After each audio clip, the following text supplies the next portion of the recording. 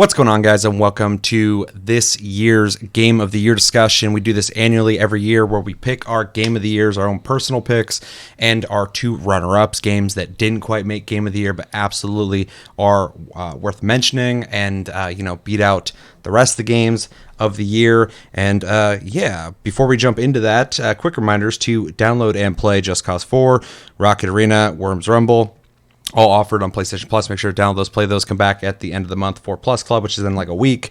Last time we thought of those games, we'll let you know what we thought of them. And our game of the month picked by you guys is Smite, which is a third-person MOBA. Make sure to play that as well. It's free to play. It's cross-play, so you can play it with everybody, which is pretty dope. And play that, come back. We're going to talk about that as well. And we have a Discord link down below. You can talk to us anytime, all the time. We're on iTunes, Spotify, and other podcast platforms. If you prefer to listen to us, and type in hashtag STLG on your comment if you'd like it to be considered on the show. And we have a Patreon link down below as well if you'd like to support the channel. My name's Seth. I'm Chevy. And I'm Chris. And we're going to discuss our game of the year. And this year has been fucking rough for me personally, but I feel like most people, because there has been a crazy amount of great games that have come out in 2020. It's the best thing that's happened in 2020. It has been the games. It's the one thing I'm like, you know what? There's one solid thing in 2020, and it was the amount of games. Although a case could be made for the absolutely devastating release of a certain game. I think everybody knows what I'm talking about. So we're going to talk about that. But before we jump into that, we're going to kind of reflect on the year in gaming. We have a list of 50 games that were released in 2020. We're going to go through it. If you guys feel like saying anything about these games, feel free to do that. If you don't have to. We can just go through the list fast as hell that way. I don't care either way. And before that, anything you guys think of the year as a whole, 2020 in gaming? Obviously, due to, the world being the way it is right now, a lot of people spent more time at home, and it was a good time for there to be the amount of games, and not just the amount of games, but the variety of games that came out this year. And you already kind of said it was a good year for gaming, and I just want to kind of reemphasize that. So, the timing couldn't have been better in that regard. Other than that, this is going to be one of the first years for me personally where I actually did have to think about it a little bit, because there was quite a bit because of the variety aspect. A lot of times it'll be like, some shooter or like a horror game or some sandbox game, and I'm just like, I play some of those, but they're not usually like my wheelhouse. So this year was harder for me. This year in the history of us doing these discussions on the channel has been the hardest one for me, but also it is my winner is barely scooting by the other ones. This is not a year where I get to pick the definite winner, the best game of the whole year easily. That's typically a thing every year for me, but this year I'm like, I had like 3 or 4 games kind of like wrestling around, like, which one am I going to pick for game of the year? And I got it locked in finally, but just for anybody who's listening to the discussion, obviously let us know your opinions as well. This is a discussion. This is everybody's thoughts on this, but just the one I'm picking, there's plenty of other games that could have made that as well. It's a really fucked up year for how good games have been. So it's really tough for me to pick, and when I do pick, the other games are like right behind it. It was really fucking neck and neck for me to decide which game I'm going to say was the best game of all of 2020. So, yeah, it definitely was a really close call for me as well. I usually have like Chevy, I kind of have like one that just kind of sticks out to me, but this year is because there were so many good games. It's just kind of like a neck and neck race. I just have to pick one. So just know that they're all really, really like decimals close to each other.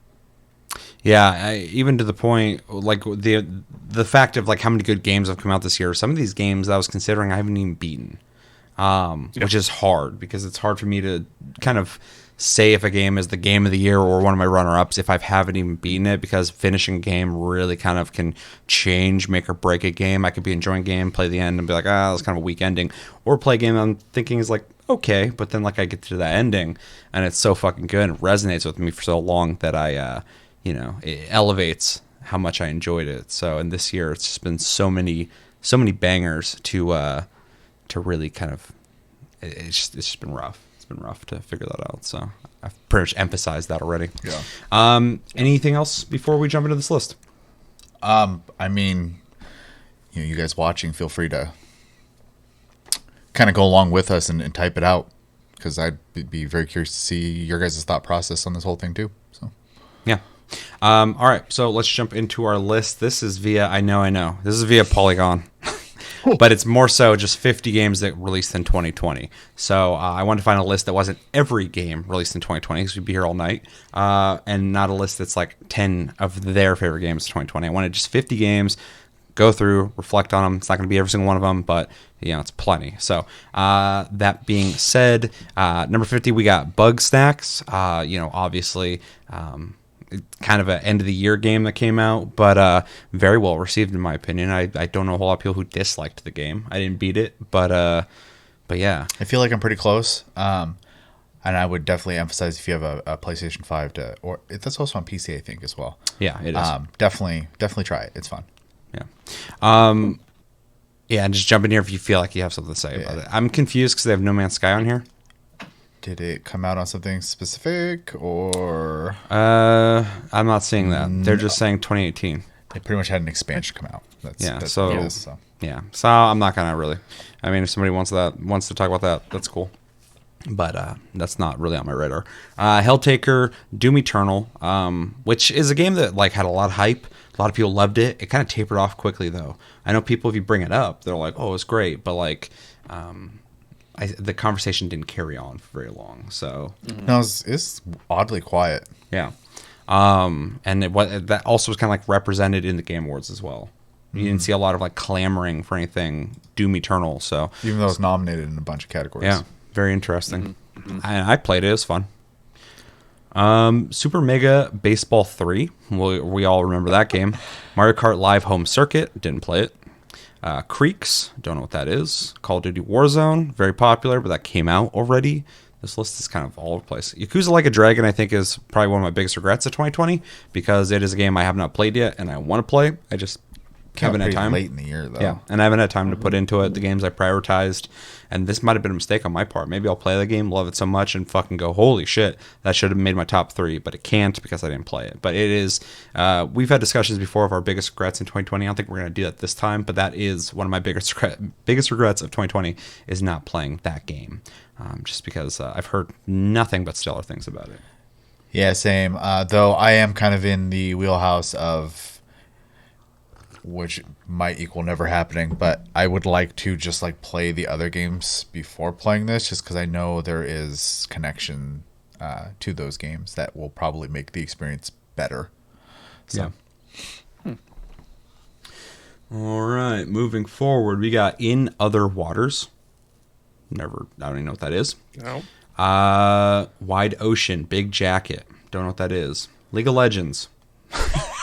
Okay. What is this list? I apologize, everybody who's like, "What the fuck?" I'm with you, 100%. Maybe I made a mistake in picking this list. Arc Knights, Desperados 3, which came out, looked kind of interesting. I think I played a demo of that, and it was pretty cool.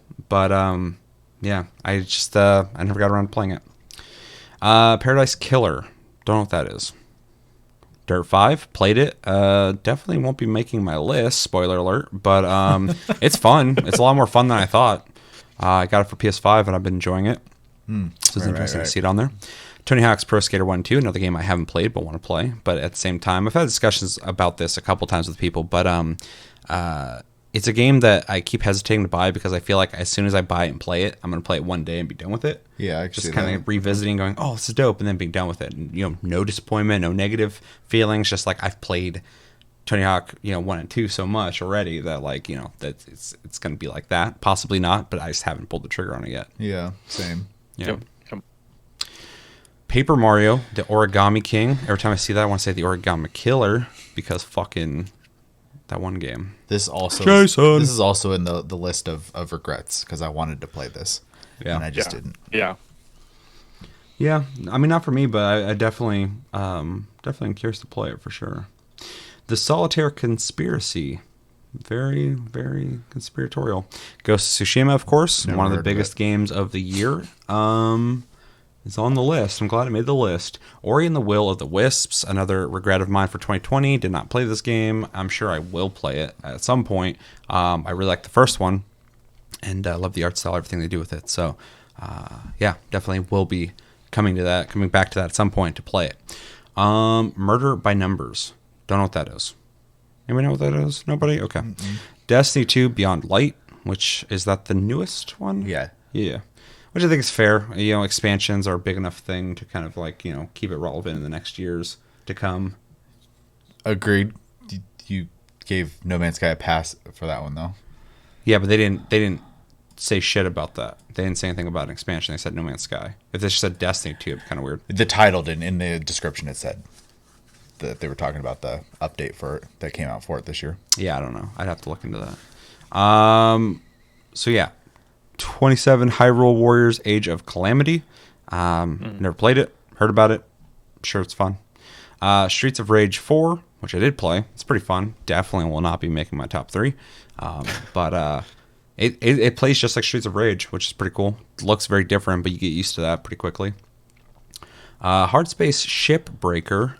Rob plays the crap out of this game, which I have heard really good things about it. I just haven't played it. So definitely will be picking that up. I'm sure on sale at some point on Steam, because I think I have it wishlisted. Yeah, he said, not to speak for him, but obviously he's not here. Speak for him. I've been playing a lot of Minecraft lately, and it's just been my Zen game. And he's like, "Oh yeah, that's that shipbreaker game for me." He's like, "I just zone out and take ships apart." I think that's the big reason why I haven't played it is because it's one of those games where you're just gonna idly play it forever. Yeah. Which I've been doing with Dead by Daylight. So and I'm not playing anything else, which I should be. So I'm trying to avoid those kind of games, although I'm not. But I guess I'm trying to avoid adding more of those type of games to my fucking arsenal. Spiritfarer, which I played the demo of. It was pretty neat. Same. Not really my style of game, but I really like the art style. Demon's Souls remake, which I think absolutely will probably make some people's top 3 picks because it is fucking awesome. Star Wars Squadrons, the fucking game that could have been. I like how they made this game. Said at least they're honest about it. They're like, we're not supporting this game. That's it. The game's done. We're already starting to work on our next game. So I'm glad I refunded that game. Transparent, at least. Yeah. At least they weren't like, well, I don't know. The future's unknown. Maybe something will happen. But you're like, oh, cool. I'm going to keep this game. But other than that, it's pretty fun. Genshin Impact, which made a huge impact on mobile gaming. Yeah, played it. It was fun enough. I just didn't get hooked on it. You guys did for a little bit, but then you guys stopped playing, it seems. Yeah, that game's tricky for me because I want to play it, but I don't like the way it plays on phone. And if I'm sitting at my computer, I want to play something else. Yeah, I think that was my problem too. Yeah, because I played it on my computer for a second. I'm like, I'd rather play something else. Yeah, if it was on Switch though, that'd be awesome. That would be dope. Yeah. That'd be a good Switch game for sure. All right, moving forward, we got Jackbox Party Pack 7, which is probably my biggest regret of 2020 because everybody knows I'm a huge Jackbox fan, as is I think everybody here. We've done a couple community streams, which I'd like to do soon. Maybe I'll pick that up. I think I almost picked it up on PC, but all my other Jackboxes are on my PS4, or on my PSN, and so I was like, I'd rather keep them all together because I know myself, and if I have 7 on my PC, I'm going to buy the other ones and already own them. Right. We got we're not too far away from 2,000 subs, so maybe we can do something with that. Yeah. Let's say 2,000 subs, we'll have a community stream. We'll fucking hang out and play Jackbox and other things. That'd be very fun. But yeah, I'm definitely picking this up at some point. Whenever it's advertised to me and it's on sale, I'm going to pick it up instantly. So, yeah. But yeah, I didn't play it, and it probably wouldn't make my top 3 anyway. Last of Us Part 2, very huge and controversial game. One of the early controversial games of 2020. There's been plenty of controversial games of 2020, which is good. Controversy can be interesting sometimes, as long as it's, I guess, fair. Exhausting. Yeah. It's been an exhausting year all around. But yeah, Last of Us Part 2. Great game. Played it, beat it. And yeah. Assassin's Creed Valhalla is a slight regret for me. Another game I haven't played this year that I want to, but don't feel a super a strong pull to play it. I just kind of loosely want to play it. I bought fucking Watch Dogs Legion, and it's fine, but I haven't played it since. I wanted to. But, yeah, not on Steam. Yeah, that's stupid. You can buy it on. No. Okay. Oh. But yeah, I played it. It was okay. It was fine. It's not bad, but it's not amazing. It's got some really cool ideas. So anyway, after playing that, looking at Assassin's Creed, which I've heard great things about. I've heard people who said it wasn't supposed to be good now enjoy it. So I mean, like, pretty much all around, I've heard only like positive things about it. I've heard too. And I was, hyping on it a little bit before it came out because I thought visually it looked great. I think the world looks awesome. So this is a game I will play at some point. I don't want to wait too long because Assassin's Creed, like Call of Duty, come out so often that like this one is just going to get superseded by something better, most likely, or worse. And so I feel like I need to play it while it's still timely, Right? Because they'll forget about this game quickly. But yeah, definitely want to play it. I've heard great things though. Fall Guys, Ultimate Knockout, huge game, 2020 for a little bit. It's still doing well, but that hype building up to it, man, that was fucking. There's electricity in the fucking air, and then it hit, and people were happy with it. And then after that first month, everybody just quietly was playing the game, enjoying it, and then people were like, "Dead game, game's dead, game's dead." I was like, I think the weird thing there is I don't think it was necessarily that people were done necessarily with Fall Guys as much as Among Us just blew up right in the middle of its hype. So Sure. That's definitely a factor. Among Us, a 2-year-old game, fucking blew up. Yeah. That was really wild, and it did take some of that steam. But it's just funny to look at the game and that its population went down, which it's gonna do anyway. And people instantly thought it died. I was like, I hate when we're like dead game. I'll say it's probably the most lame thing I ever will see people say on Twitter. I mean, if there's like 10 people playing the game on Steam, that's dead. Sure. That's 100%. 100 people, that's pretty fucking dead. 1,000 people's pretty dead, but it was nowhere near that. So, yeah. Astro's Playroom, number 16. I'm glad they even mentioned this because Astro's Playroom, in my opinion, is a legit game. You can get easily like 10 hours out of that game if you played it, from beginning to end, collected everything, and took your time with it. Didn't speedrun it, even though it has speedrun modes after you beat each area. Game was so good. I want them to make more of these games, like legitimately. Not every time they release a new console, even though I like that they do that. This is a very good showcase for the console too. Yeah, yeah, but even just beyond that, I'm just happy that it's that it was a game. It's a game, and like it was the first thing when I was showing people the PS5 when they came over, I would always make them play Astro's Playroom first because it's the best example of what the PS5 is able to do, and every single person who played it went from going like, oh, this is really neat about the controller to, well, this game's kind of good. Oh, this is really cool. Oh, it's like celebrating all this PlayStation iconography. I'm like, yeah, it's fucking awesome. So, glad to see that.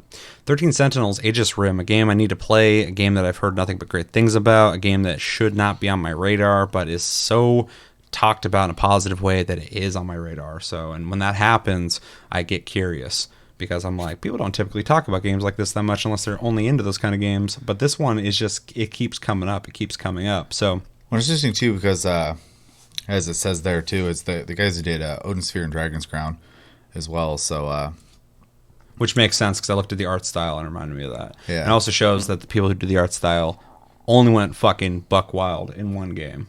Yeah, I would say Odin Sphere's got a really nice, fanciful look to it. So, yeah, I have both, and you can tell the art style's similar. But Dragon's Crown, he like went fucking crazy with that art style. Yeah. And he even owned it and admitted it. He's like, I did that on purpose. Yeah. No, it's shameless for sure. Yeah. In itself, though, I kind of like that they did that because the game's fun, but it also is a talking piece. So the amount of people, it's the only time I ever felt shame streaming. I was playing a game, and people are like, Seth, what are you playing? And I'm like, Dragon's Crown. And they're like, why? And I'm like, it's fun. I swear it's fucking fun. I'm not playing it because it looks like this. I'm playing it because it's fun. And they're like, okay. Okay. Like the whole time I'm like, I'm being fucking judged playing this game. Yeah, if you just replace the character models, the gameplay's great. No one give a fuck. They're like, what is this shit? I'd play this. But they see that, they're like, why is she sitting on it like that? I'm like, I don't know. I can't answer that. Why is her thigh the size of a fucking building? Yeah, why'd they go the Street Fighter 5 route and fucking make everyone logs? But yeah, 13 Sentinels, Aegis Rim, a game I definitely want to play. And I've only heard good things about yeah, it too. So. yeah, definitely. Umurangi Generation. Don't know what that is, and maybe I'll never know. Valorant. Oh, there you go. I was like, oh, you messed up. Valorant. Number 13 is Valorant. The CS:GO Overwatch hybrid that just was not that fun. 12, if found, ... Don't know what that is, but it's on a lot of lists. So apparently it's a game worth playing, possibly. Spelunky 2, the game that I keep asking people why people love it so much, and nobody ever answers me. I did see that apparently it has, I don't know if it's Steam Workshop support or if it's mod support or whatever, but you can change the character models to like whatever you want pretty much. So I've seen some pretty interesting little characters running around the world and stuff. So Yeah, it's a roguelike, like the original one. You just go as far as you can until you die, and then you go back. But like, there's no like progression. It's literally just and it's got co-op and shit, which is cool. But like, I'm like, fuck it, that's the only thing people are playing it for. Is just like platforming. probably. Which makes me sound like a spoiled asshole. I Like, that's played all you play it for is the gameplay. I played the first one a little bit, and I remember the controls being pretty tight. So Oh yeah, no, I played the first one. Oh, yeah. That's why I'm confused why people love it so much, because it's fine. It's fine if you're a Spelunky fan. I enjoyed it. I'm sorry. I literally heard a guy. I was looking up Spelunky 2, and this dude said it is one of his favorite games ever made in his top 5 favorite games ever made. Spelunky 2. That is a claim. Yeah, and when you read people's comments on the game, they love it. Really? And I'm not questioning that they love it. I'm just like, Isn't that a this Square game? I don't think so. No, I don't think so. Square makes their games, which are typically good, Agreed. and then everything they do outside of that is shit. Typically, they're really bad about that. Every time they have a game that's coming out that they didn't make, I'm like, I don't know, man. Just stick to what you guys make, but that takes like 7 years.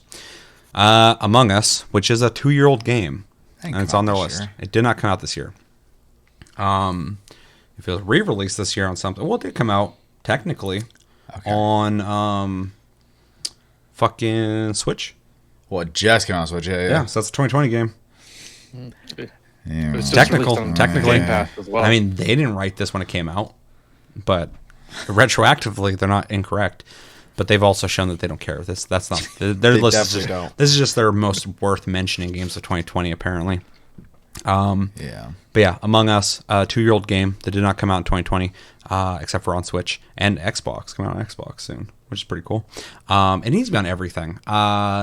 Yeah, for sure. I don't really need to say much about it. It's been very popular. It's a fun game. You know what it is. You know what it is for sure. you know what they do. You know what people do when they play it. You know how it goes. Number 9 is Blaseball, which I saw on other lists. I don't know what it is, but people are saying it's like one of the best games of 2020, and I never heard of it. Apparently, I'm until going to have tonight. to write down some of these games because I'm getting a little confused on some of these. I am one of the many who have never particularly gotten into watching sports. I participated in athletics when I was younger, but it was never the team-based stuff people enjoy watching and talking about. My introduction to Blaseball was my friend messaging me on Steam asking, what Blaseball team did you pick? As if I was supposed to know what that meant. With no context, I hastily logged into the provided link and picked the Baltimore Crabs, as that's my local team. I'm also a Cancer, so ... From there, things spun out of control very quickly. I became addicted to Blaseball, and not even the gambling aspect of it. Does this sound fun, gambling? I mean, it can be. Not for me. All I think of is Blitzball from 10. Oh, Yeah. God. You just killed it for me. Yeah, me too. It's probably one of the worst parts of that game. Yeah. All right, number 8 is Crusader Kings 3, which is really cool to see because the other 2 games have such dedicated fan bases. This one really seems to be popping off, which is nice. I need to play it. I've said this many times. This is a game that I need to have time to invest to learn the game to play it, because Crusader Kings is a very technical game, and you're not going to casually just kind of walk in and go, all right, let's get a game in real quick. Yeah. Half-Life Alyx, which in my opinion is the game of the year in VR, easily. It's the best thing that's come out in 2020 VR-wise, in my opinion. And yeah, I think it definitely deserves to be mentioned because it is in my opinion, the best effort so far at making a AAA VR game. It showed me the potential that a big company could make something really crazy and incredible in VR if they had the passion, drive, and budget to do it. So luckily Valve makes stupid amounts of money that they can take this risk on like 10% of gamers being able to play their game. So plus it's personal investment for them. They want people to buy I forgot the name of it.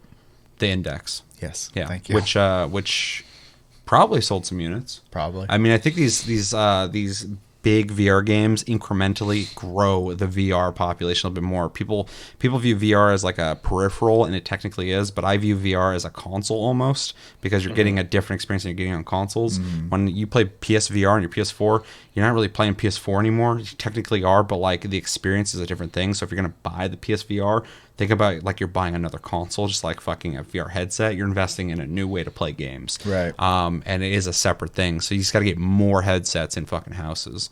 But yeah, Half-Life Alyx I think is a great reason to buy a VR headset. It's a full-ass, fully made AAA experience you'd expect from any other type of medium when it comes to gaming, and they did it great in VR.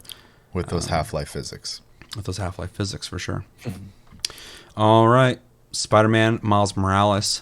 I gotta say, Pete. The game that's still fucking shrink wrapped on my shelf. Yeah, Chevy's Game of the Year is a game that's on a shelf in plastic. He's refused to play because it's so good. He does not want to taint it. I have no motivation to play that game. Yeah. I as a big fan of the last game, and I'm enjoying this one, it is very samey, which is not a bad thing, but it's not driving me to play it. And so when people are like, I'm like, I get it. But yeah, it's fun. I don't think it would ever be on my top fucking anything though. Kentucky Route Zero, game I keep hearing about, game I want to play. I need to play it. People were talking about this way early in the year too.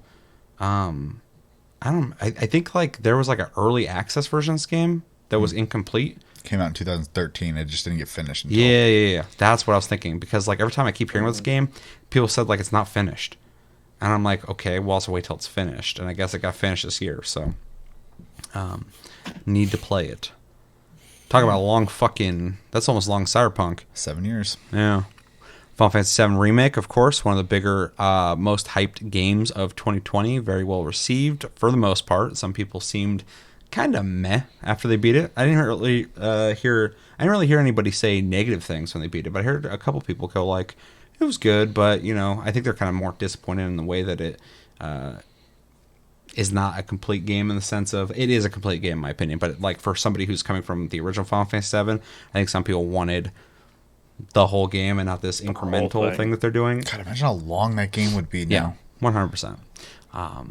But outside of that, I've heard nothing but great things about it. And I did not beat this game, but I have played it for many hours and really enjoyed it. Microsoft Flight Simulator, a game that I'm really surprised to see how popular it is, considering this genre was kind of dead outside of smaller teams on Steam making indie flying games. But yeah, Microsoft came out, put a huge fucking budget into a AAA flight simulator experience, and it is a flight simulator, because I played this game and I was like, oh god, I don't know how to fly in real life. I don't know how to fly in this, and I don't want to take the classes, so I did. And I got into the air, and I wasn't worried about landing. I quit the game. But mission succeeded. I'm in the air. Yeah, I took off. I got into the air, and it's like, you need to go west. I'm like, I don't want to move the plane. It's safe here. I'm just gonna go straight. Really cool experience though. They did a lot of really cool stuff with this, and like I said, I'm really surprised about like how popular this game was this year. So much so that it started getting some of that so popular. I hate it. Hate on Twitter, where people are like, "Hey, fucking, this is a boomer game," and people are like, "Well, I play this game. Well, I play this game. Well, I love this game." Like all these people going like, "What are you talking about?" So, yeah. Number 2. Animal Crossing New Horizons, a very, very big game for 2020. This thing single-handedly was selling Switches out of existence in 2020. For months. I think it's still hard to get one. It is. I got real worried because my Switch didn't turn on yesterday. I was like, dude, I can't replace this right now. Yeah. So it turned on today. Because even if you find one, FedEx, Amazon, or UPS might not even send it to you. They might send it to someone else. But yeah, huge game. It's not really. I'm not a huge Animal Crossing guy, but I enjoyed this one. And I know a lot of people who don't play video games who went out of their way to buy Switches to buy this game. So its impact has been huge in 2020. I would say it is one of the biggest games easily of 2020, like top 5 easily. Just the sales, everything. It's been crazy. Yeah, probably. I'm kind of curious how many it sold, because last I heard, and this was months ago at this point, it was over 20 million. Yeah, it's crazy. So, yeah, it's wild. Yeah, people like that Animal Crossing. It's a chill game. When I was playing it, I was having like really bad anxiety at the time, and a lot of fucking stupid shit going on, and I'd play that game and it fucking chilled me out. It was perfect for that. So I can only imagine a lot of people are probably kind of in that same zone of like, I just need to go to my happy place. I need to go to my fucking happy island. And then you go there and everybody's like, where have you been? I haven't seen you in weeks. You abandoned us. I'm like, I'm sorry. I came here to be happy. Why are you guilt tripping me? Yeah. And then lastly, we got Hades, which is really highly regarded. People have been very happy with it. I have not beaten this game, but I'm pretty much at the end, I think. Last time I said that, Chris was like, "You think so?" So I'm like, when I hear that, I go, I don't know, maybe not. I feel like I'm pretty far into it though, considering people said this many hours to beat it, and I'm pretty much at that mark.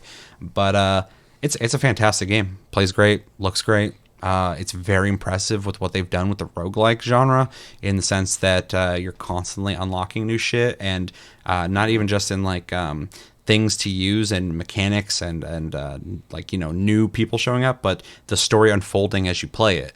It's a very it really has pushed the genre forward in a way that you're either going to be making traditional old school fucking roguelikes, or you're going to try and follow them and what they've done. So they've really kind of been a trailblazer in this genre, in my opinion.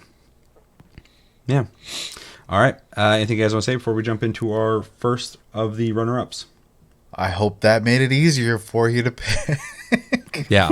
I was just going through that to give people like, I don't know what to pick. I don't know what to pick. Well, let's go through a list and fucking remember all the things that came out this year. And of course, plenty of other games came out this year. So that's kind of the crazy thing that we have to remember. All right, so let's get into this conversation. The way this works is we have our game of the year, which would be the last thing we talk about, and then we have our 2 runner-ups. You guys can do, like I say, every year, however way you want to do this. It can be equal, it can be in order. I think mine will be in order, but barely in order. And I'm going to give shout-outs per tier of games that almost made that place as well. Except for my game of the year. It's just wins. Yeah, I might just do shout out. You don't have to. I'm just saying I am. Well, no, I already had one in mind anyways, but I'll probably just do it right off the bat. Uh-oh. Cody hit me up. We're filming. We're filming, Cody. Too late. Get in the comments. Let me know what you thought. Yeah, so I'll start out. Okay. My first runner-up, which I guess is my second, if it's my first runner-up, so my number 3, moving up towards Game of the Year, is The Last of Us Part 2. This one I've been predicting would make my top 3. It did. I didn't know where I was going to land, though, so I'm not surprised to see it be number 3 on the list. The Last of Us Part 2 is it's a Naughty Dog game. It's incredibly made. It looks amazing. It plays great. The acting in it is phenomenal. The story is good. Play it if you haven't played it, or at least don't go off the leaks. I'm one of the people who was upset about the leaks as well, so I'm with you guys. Just play the game. It's solid. The ending is really, really good. I left that game feeling devastated. I'm not gonna blow it up the way people are saying it was the Schindler's List of gaming. That's stupid. But people said that it was stupid. Really trying to talk this game up. But the writing is very smart in the way that they transform your perception of characters throughout the game in a way that I didn't think they could do, and they did it. Which definitely needs to be celebrated, in my opinion. It's very well done. Got some nitpicks about it, but overall, I really enjoyed the game. I enjoyed the journey of it. I wish more people would have actually given it a chance like I did. I went into it going like, fuck, dude, I read the leaks, I'm not too happy about them. Played the game halfway through, I was like, dude, this is not going the way that I really would prefer.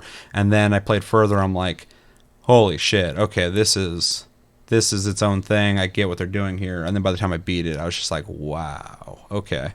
That was really raw. I'm trying to be vague here because I'm not trying to spoil anything, so it's hard for me to talk about this. So it made my bottom of my top 3 because of this. I love The Last of Us. It's one of my favorite games ever made. I've said that a million times. The gameplay has barely evolved. Does it need to be something new and spectacular? No, it's the sequel. It should be similar to the last game. But when I was playing it and I was in that early stage of the game where I was kind of not enthralled by the story yet, the gameplay was not enough to get me to come back to it. I played the game when it came out, and then I took a break for a while because I just was like, I'm going to play other things. I'm like way more interested in other games. And then I forced myself to beat it because I was like, I got to be able to talk about this for Game of the Year. By the time I was forcing myself to play it, I just got hooked into it because it got really fucking good. Gameplay is fine, but it's nothing amazing. So any game that kind of is past this on my list of games, is more because it might have also had great stories or no stories at all, depending on what it is, but the gameplay was there. And this game, the gameplay did not evolve that much, and so it's fine, but it's nothing amazing. So great story, great characters, great acting, great directing. As much as you might have a negative opinion on Neil Druckmann, I think some of the decisions he's making and where he's going in Naughty Dog is questionable in my opinion, but I've said it before, I'll say it again. He's a great writer and director, in my opinion. And it really shows in this game. Just gameplay is exactly as the first game. So, and their multiplayer didn't come out with the game.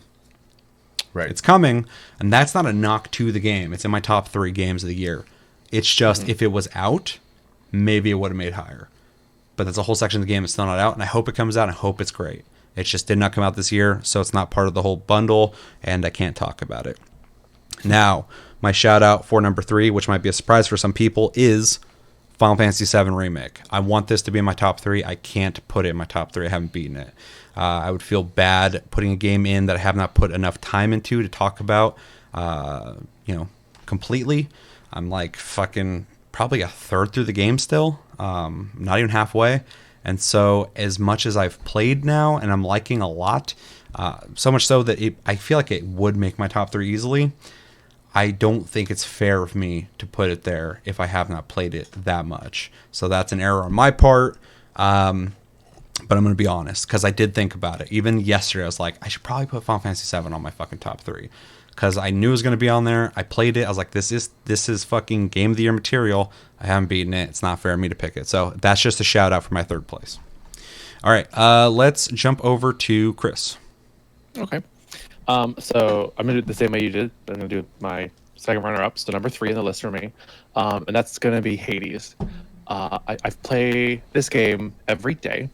I do like a run every day, but the game offers so much into it just beyond being a roguelike game. There's a decorating functionality to the game. There's a mini dating sim basically to the game as well. It just offers so much variety as far as like roguelikes go. In my experience, like you have your weapons, they all have different styles, but then all those styles conjuncture differently with all these different boons and aspects and stuff. Your every single run is unique in that game. And it just adds to the replay factor of that. That being said, the story it's pretty simple. You're just the basic Greek mythology being played out in a game with your extra character of trying to escape. The art style is fun. It's bright. It's colorful. It's well designed. It's unique. You can tell instantly that you're looking at Hades when you see that game. When you see any of the art style from it, it's great.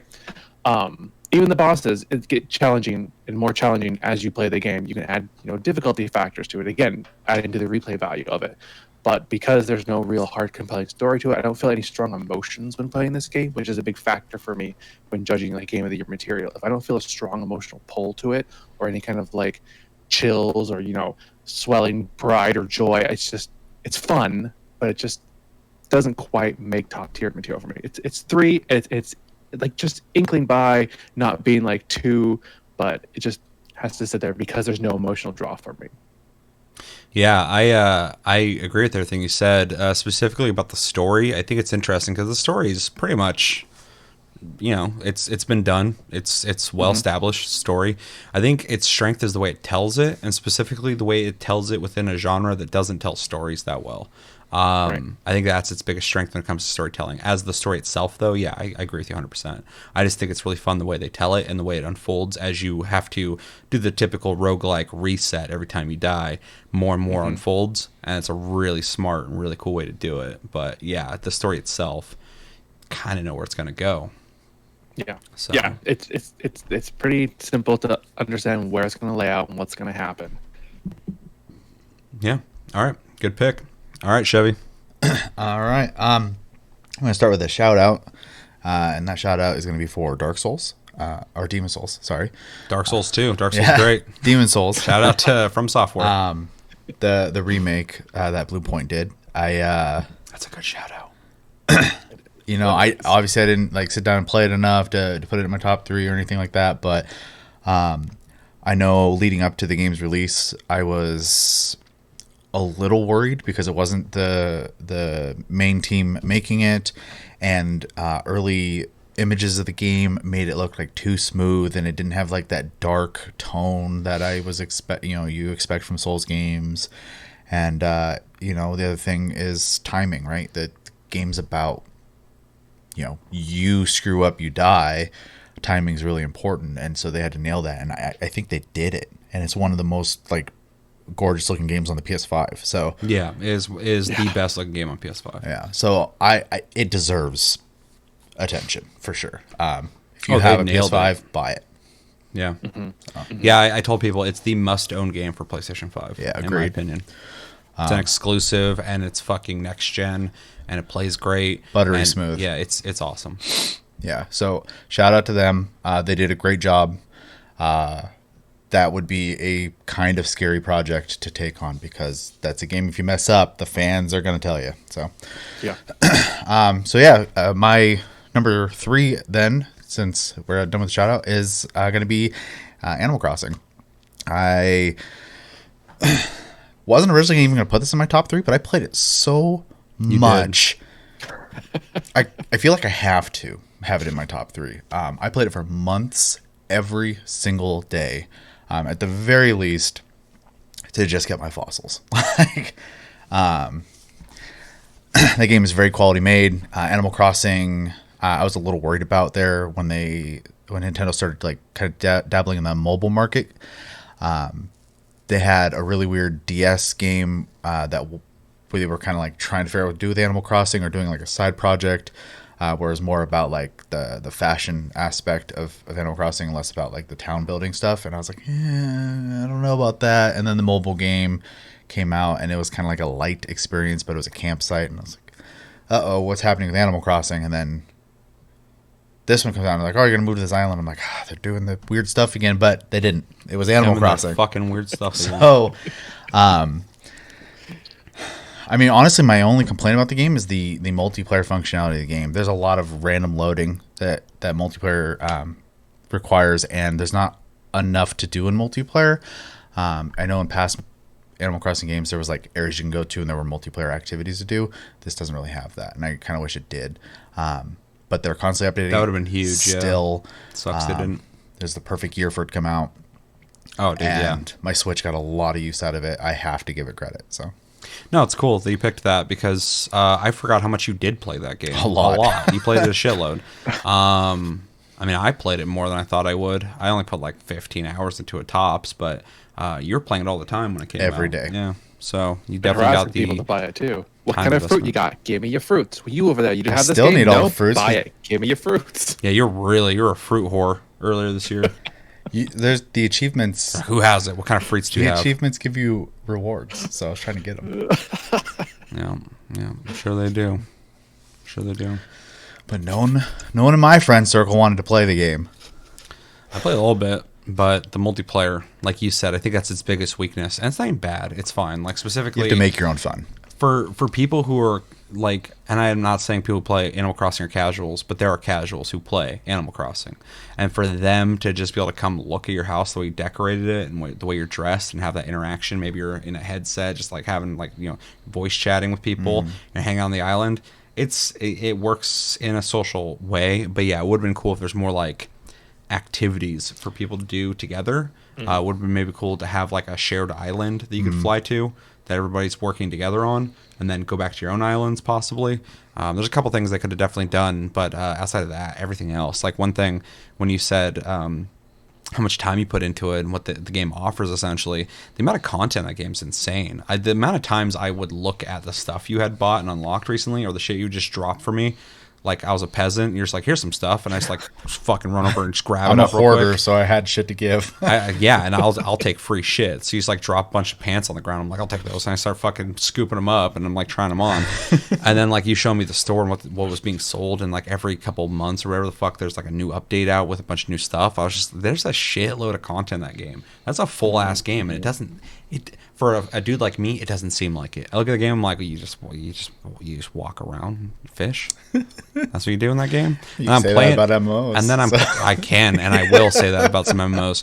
But yeah, when I start playing it, I'm like, this is fun enough. Like it's kind of cool. But that game, the simplicity of that game, and as it evolves, the longer you play it, I was like, oh fuck, this is something I wasn't getting before. I'd come back and someone's like, hey, Achumba, fucking, I got this new thing for you to do, and all this shit. And I'm like, wait, you do? I got a new building being built right now, and all stuff, and like all this shit, and like the evolution of your community is really interesting, and something that most games don't do. What's also really good about, and Animal Crossing has always been pretty good about this, but like if Yeah. I have a villager and you come visit, and then they randomly decide that they want to spread their wings and go somewhere else, and they move to your island. If I come visit you, they'll be like, "Hey, it's been I haven't seen you for blah blah blah. I've been enjoying my life here. Blah blah. How's the old place going?" They remember you, and it's really interesting. So Yeah, this is something that's in a lot of Japanese games in general, is small details. There's so many games that come out of Japan and have all these like little details that I appreciate. Like you didn't have to do that, but you did. You didn't have to do that. And in the same regard, like a Rockstar game, and I'm like, you didn't have to make this world real, but you did. Yeah. But they're going for the immersion factor, whereas like Japanese games a lot of times go for the gameplay factor. So like anytime I return, everybody's got something new to say to me. They recognize that I've been gone for a while. When I go to your island, people are talking about you and stuff like that. Like there's all these like little things that like they didn't have to. They could just say like normal NPC shit. You could talk to them, and I could talk to them and have the same thing, but they don't. well, even after you visited, I had one guy like a week later. He's like, "Have you heard from?" I don't remember what your character's name was, but have you heard from blah blah It blah? was something cool, but I don't remember what it was. I haven't either. seen him in a while. I was like, See, and weird. that's fucking dope, Yeah. because there's nobody would be playing the game and going like, I wish they would do that. And then they go, wow, we didn't have time. They just did it. And you're like, oh, the game does that. And then someone like me's like, that's fucking crazy. I'm just like super impressed with that. I'm like, holy shit, that's insane. Yeah. So it's very cool. Very, very cool touch to that game. That game overall is just super charming. So, yeah, good picks. So we, for the record, got, I don't even remember what my third pick, Last of Us Part 2. Yeah. And then Hades, and then Animal Crossing. Animal Crossing. Thank you. Let us know in the comments what your third pick in what we're doing is. All right, so let's start with Chris this time. What is your second runner-up towards your game of the year? This one's gonna make some people, I think, surprised. So again, this is like neck and neck with being game of the year. But for me, the second place is going to be Ghost of Tsushima. This game story definitely has an emotional impact for me. Just being awestruck about the scenery and taking too many screenshots. Like I had to make space on my PS4 because I had too many screenshots. I believe it. And just like even some of the music scenes, like making the haikus and listening to the old lady chant in the background while making the haiku had a really strong emotional pull for me.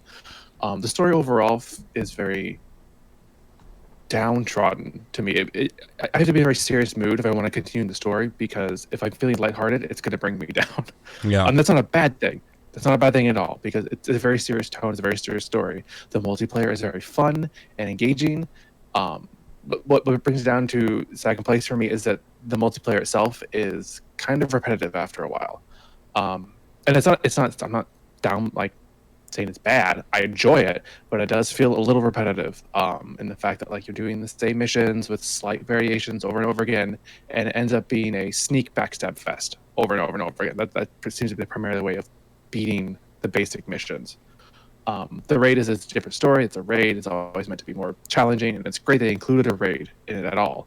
And they even have currently, as of recording, like special of cross promotional event armor for the game, which is really cool that they keep updating stuff like that.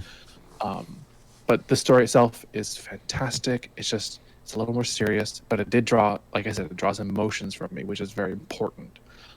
But it just kind of just barely squeaked down below because of the multiplayer content and the fact that things are too serious in real life for me right now, and I just can't absorb that constantly.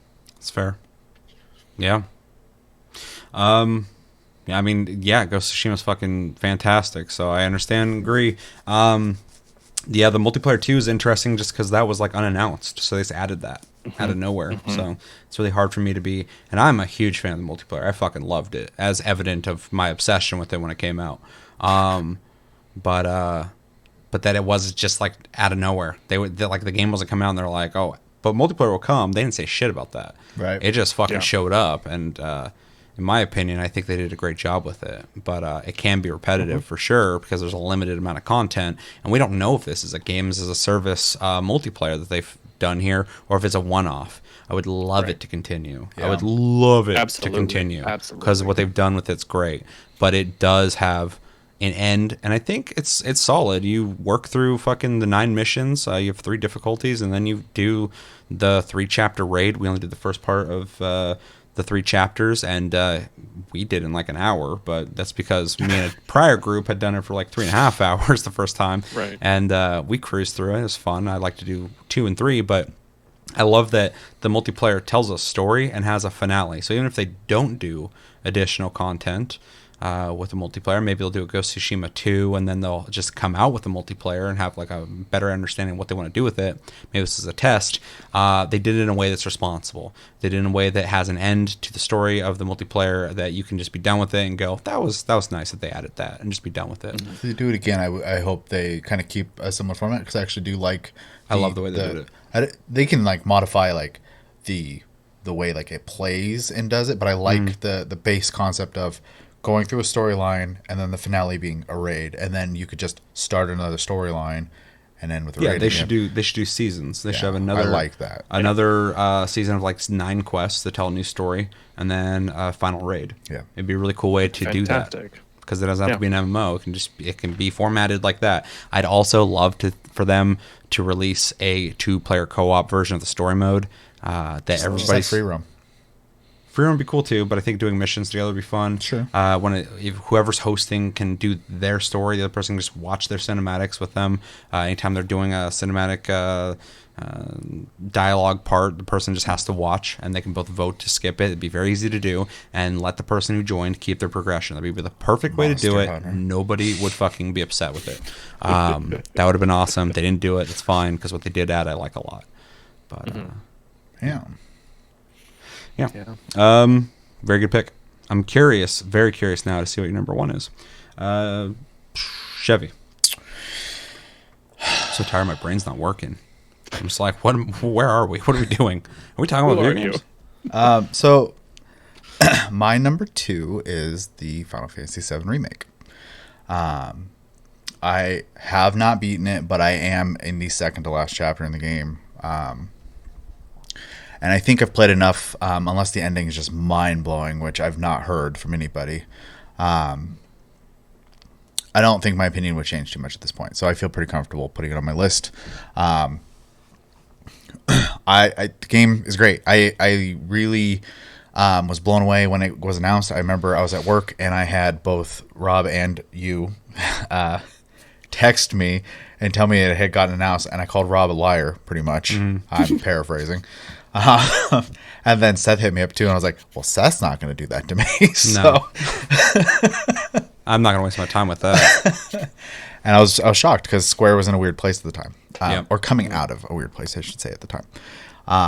And then the development took forever, and they kind of like didn't give us a whole lot. And then the game came out, and I'm glad to say it is really good. It's a beautiful game. It plays really well, for it not being traditional the way in the way it was when it first came out was concerning, and some people still have an issue with that. I personally think as a separate game, it is great and it works just fine. My only complaint is I think Cloud is probably the least fun to play out of all the characters in the game, and there's a lot of times where you're forced to play as Cloud, which I get storyline wise, but I'm not a huge fan of using him. So Cloud is the Valorant of Final Fantasy VII. I won't go that far. Oh, you want to insult him that bad? Okay. But I'm glad we got that clear. I don't feel like how do I word this? He doesn't hit hard enough for me to justify his playstyle versus like, Tifa's a glass cannon at least. So like you're going to melt people down. I just don't feel like Cloud puts out the same amount of damage, and I don't think he's that much tougher than Tifa. I don't know. I think there's a balance issue. I could be wrong. Maybe I'm playing him wrong. He ain't waifu material. He puts on a dress. I don't know. You see that dress he wears? Okay, fair point. That's a good pushback. I'm not going to concede too much, but I'll give it to you. Well, how many waifus do you know have mullets? It's true. Mullet waifu. That being said, which I think is a great segue. Another concern I had when this game was coming out is that game had a lot of weird stuff in it that is kind of touchy, I guess, to bring out these days, and they still did it, and they did it well. So I'm very happy. Big swords, dude. A lot of people don't like those. I was very happy to see that they also still have stuff like, depending on what you do in the game, there's like a date scene, and you could go with one of the 3 characters still. I thought that was awesome that that's even in the game. Yeah, I love that the Final Fantasy VII Remake very much honors the original game and expands on it quite a bit, but also adds new interesting stuff for anybody who's a seasoned vet of the prior game. You're coming into it and you're having an experience you didn't have before. Yeah. It also, people don't talk about this enough, blends in Advent Children in a way that I think is important, because Advent Children is canon. So, So this is funny. One of the things that doesn't push it in the first place for me is I think they go a little too hard on the Advent Children stuff, and I think it becomes very distracting throughout the game. Sure, I can see that too. I just think it's important that they do connect them. Sure, so I'd rather them. I'm not gonna say I'd rather them overdo it, but I'd rather them do it or not than not do it, because playing it, I'm like, okay, this starts to make Advent Children feel a little more at home with the story. No, for sure. Not just like a tacked-on side story that's kind of related to it. Yeah, it's not like one of those anime movies that's not canon, but it's just like, would it be fun if this thing happened? Yeah, and there are parts that are very much like from Advent Children, essentially, that have been put in the game that I was like, oh, that's perfect in this. But without being too spoilery about it, because it happens pretty early in the game, a lot of the dust monsters, I'll call them, they happen a lot in the game, and it's kind of annoying after a while. So so I do have like honest nitpicks when I play the game. Overall, though, it is a fun game. I plan on beating it, and I do see myself going through doing a New Game Plus, because there is more challenges that unlock when you do New Game Plus. But it didn't have the grab me and make me just want to play it factor, and so it can't be my number one. So what you're saying is it would have been your game of the year if Sephiroth's voice actor was better. I could play it in Japanese. He's got a great voice. Oh, yeah, for sure. But that English voice actor, he's like, hey, he's Cloud. He's weak, hey, dude. Cloud. I'm like, that's Sephiroth? Yeah. Hey, what's up, bro? That sucks because everyone else is great. Yeah, they're all... Yeah. Everybody else they did a good great. job. Yeah. People... as a dude who watches things in the original language that they were made in, because I think it's really important to see what is originally created as. Yeah, agreed. I like to play things in Japanese, but also at the same time I have this morbid curiosity with English dubbing. And nowadays it's interesting with games too because they make them for both at the same time too. So there's not really like the original voice for a game like this because the voice or the lip work can be English It's or just Japanese casting choices now. Yeah, so I'm always curious to see what the English voice actors sound like. I always assume they're going to be horrible. So even if they're okay, I'm like impressed. Even if they're fine, I'm like, oh wow. But if they're really good, I'm like, whoa. Good job. Like, that's dope. I'm glad they actually cared because people should be able to play in English and have like good voice actors, not just go like, well, go fuck yourself. Here's some bad voice actors. Or some people that were directed like shit. Maybe they're great voice actors. I was even actually partially worried about Cloud when I first heard him, but it totally works. I thought he sounded fine. I'm playing in English, and then when I replay it, I'll play in Japanese. that's my plan. Just like Ghost of Tsushima, I know some people started the game in Japanese. It's an American-made game, though, so I was like, I want to play in English to see what it like. The voice actors speak English, so I wanted to see what it's like in English first, and then I want to play it in Japanese in black and white and go back and do that. So, anyway, all that aside, I just appreciate voice acting, and I have a morbid curiosity as somebody who watched anime in the 90s of how bad voice acting is going to be, and if it's not, which is great. Yeah. And I think the Final Fantasy VII voice acting in English was actually pretty good outside of Sephiroth. And it's not even horrible. It's just like it doesn't fit. The guy's not bad. It just doesn't fit Sephiroth to me. Especially the Japanese voice actor for Sephiroth is like perfect. It's exactly what I think Sephiroth would sound like. Yeah, especially because Sephiroth is such like a sickly, like disturbed He's demented, dude. yeah. And he's super confident in what he's trying to do. And he just comes off kind of, how do I word this? Weak in English, I guess. In English, he just sounds like a fucking a run-of-the-mill like kid cartoon villain. Yeah. Like, hey, I sound like I'm up to no good. And that's it. And I'm like, no, Sephiroth's fucking nuts. Yeah. He's a nutcase. Like, he's fucking crazy. Sure. He needs to sound demented. And he's fucking eerie as shit in the Japanese voice acting. They nail it with the really, like, tired eyes and stuff, too. So, I mean, like... Oh, yeah. Yeah, I don't know. But, yeah, it's a great game. It plays really well. The story's really good. The music is... superb. Triple S game quality. Of the year in music. So, every time... When a scene happens in that game, the music goes, it's just Goosebump City every time. Doesn't matter how many times I see it. Yeah. So. Yeah, that game's a real treat for anybody who is a fan of the originals. Or the original. Yeah, that's a good pick. All right, I'm up next, and I think I might potentially upset some people. But before I do that, I'm going to give a shout out. To our sponsor. So there was one game I played obsessively this year. There's a couple games I played obsessively this year. My second pick is a game I played obsessively this year, and I plan on doing that again. But the other game I played obsessively this year was Phasmophobia. Phasmophobia is a $14 game on Steam, and it is fucking awesome. Not only is it actually a multiplayer game that is scary in multiplayer, that's almost impossible to do.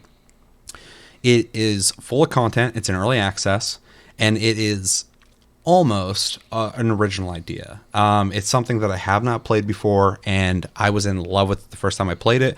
Played the fuck out of it nonstop. So I have to give it a shout out. It's not good enough to be on my top 3, but it is absolutely one of the biggest games of 2020 for me in terms of gameplay and the amount of time I put into it and the social interactions I had with a lot of friends playing it, which I very much enjoyed, and I could tell they enjoyed it as well. So it was a solid game.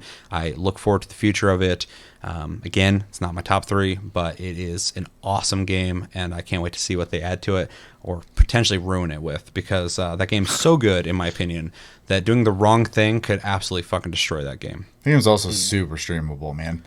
Oh, 100%. Yeah. It was really easy to stream because, like, it's not even, like, my skill on the line. It's just like, let's see what fucking happens. Like, I go in and let's see if I get scared. I'm out of focus. And people watching are like, they don't know what's going to happen either. So it's just like, you know, it's not like, oh, fuck, hopefully I kill enough people and get headshots and shit. It's just like, all right, let's find out what the fucking ghost is and let's see if who gets scared doing what. Well, and it's funny. And when someone gets scared, too, it's not like a laugh at them because they got scared kind of thing. Like, everyone, like, they think you get it. Like, the game's scary. Like, even from, like, being the viewer, from the perspective, because like obviously I'm not playing this game. I don't play these kind of games, but I've watched people play it, and I don't know how many times like I'll watch someone, they're kind of like scanning, and then all of a sudden they'll stop and look back, and there's just like this thing there. I'm like, ew, God. Yeah, I love it. And I audibly said that multiple times playing the game. I'd go, ew, and I'd fucking like that's how you can tell I'm actually like, typically if there's like a scare in a game, I just like see it, I'm expecting it. When it happens, I'm like, okay, that was cheap, and then I move on with my life. I'm just like, oh, nice try.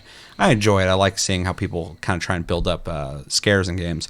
But in that game, I legit got scared multiple times to the point where like I was like, this is how you build tension for me and do real scares to me. You gotta make me uncomfortable and keep me uncomfortable. And that game did. I'm in the house the whole time, just like, ew. And then I hear noise. I'm like, oh fuck, I don't like this. And then I'd like see like a lady in the closet. I'm like, ew, ew, ew. And I'd walk out and be like, what? I'm like, she's in that fucking room. Like in that room. Like, yeah. And people are like, oh, I'm gonna go check the van. They like leave and shit. I'm like, what are you doing?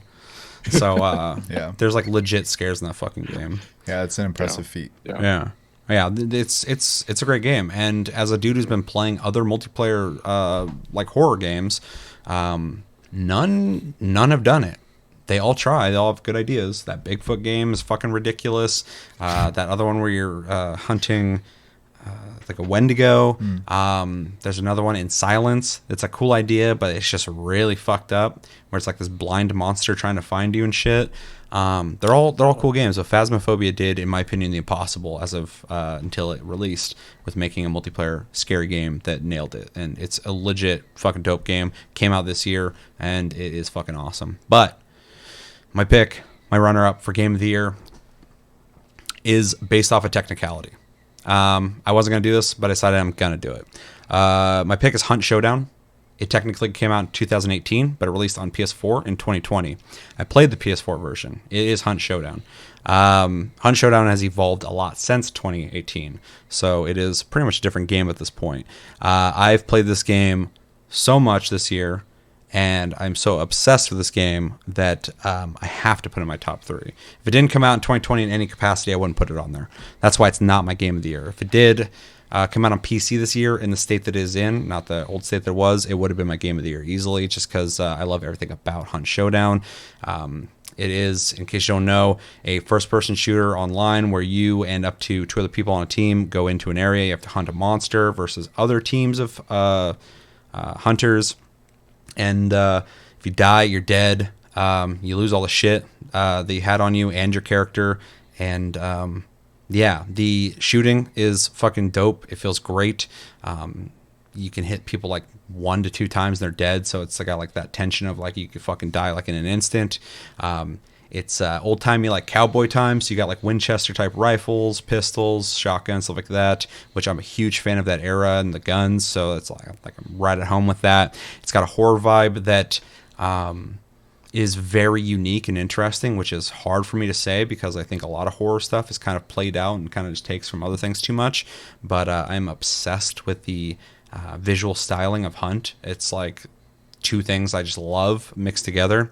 The sound design is fucking immaculate. It's amazing. They've put so much work into the audio design in this game that nobody comes close to it. Some people do a really good job with some games when it comes to their audio design, but that anytime you look at a gun in Hunt Showdown, you can go into a mode where you can scroll out from it to hear what it sounds like at different distances. They all have their own sound and their own sounds from how far away they are. So you can identify weapons. It's that fucking impressive. And that goes down to the sounds that people make when they're, hurt, or you hear zombies or people walking on different surfaces. It has a proximity system that's just fucking amazing, and no one touches it.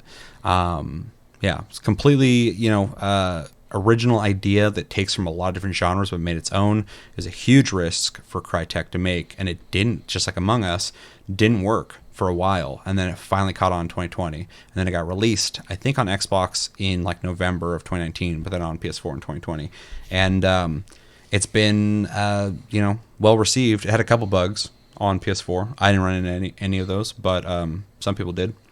But yeah, I played the fuck out of it. It is, when I kept thinking back on 2020 and the games I love, Hunt always comes up. It's one of the first games that comes up, and it is my most loved game of 2020. It's just hard for me to say it's game of the year because it's a multiplayer game and you shoot people and they shoot back and you die, and I love that, but it's lacking lore and storytelling, which I would love for them to do. There's a little bit there, but it's not deep, and the world is so fucking cool that I would love to know more about it. So that's one thing that's kind of lacking. But also, again, it's a weird game that I'm putting in there on a technicality. If it did not release in any capacity in 2020, I would not be putting it on my list, but it did, so I'm technically putting it on there just because I loved it so much. But yeah, Hunt Showdown, definitely one of my favorite games of 2020. And I will be so bold as to say it's one of the best FPSs I've played in like 10 years. It is fucking awesome. It is, I mean, I've bought that game, I think 4 or 5 times now. Yeah. Twice for me and then for other people. Yeah, I've watched you play it a little bit, and I'm always really impressed by it. And I also think that's another game, though you'd have to worry about stream sniping, would be a good streaming game just because, you know, every situation is different in that game.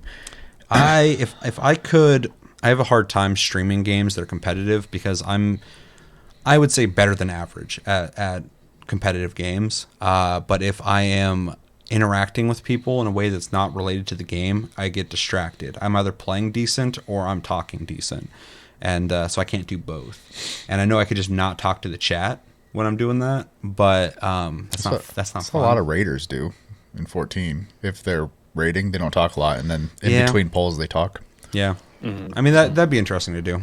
Because it's a game I would maybe want to stream, but at the same time, that game you got. I always tell people when they first get into it, I'm like, you're gonna die, you're gonna get your ass kicked, you're gonna be bad. Yeah, you're not gonna be good at this game when you first start it. You have to fucking take the fucking deaths and you have to get good at that game. Yeah, and you got to kind of build up to it. So it is a high skill game, and so it's a game that's hard for me to allow distractions when I'm playing. No, for sure. I was just bringing it up because as someone who has spectated you playing it, I do think it is a fun game to watch.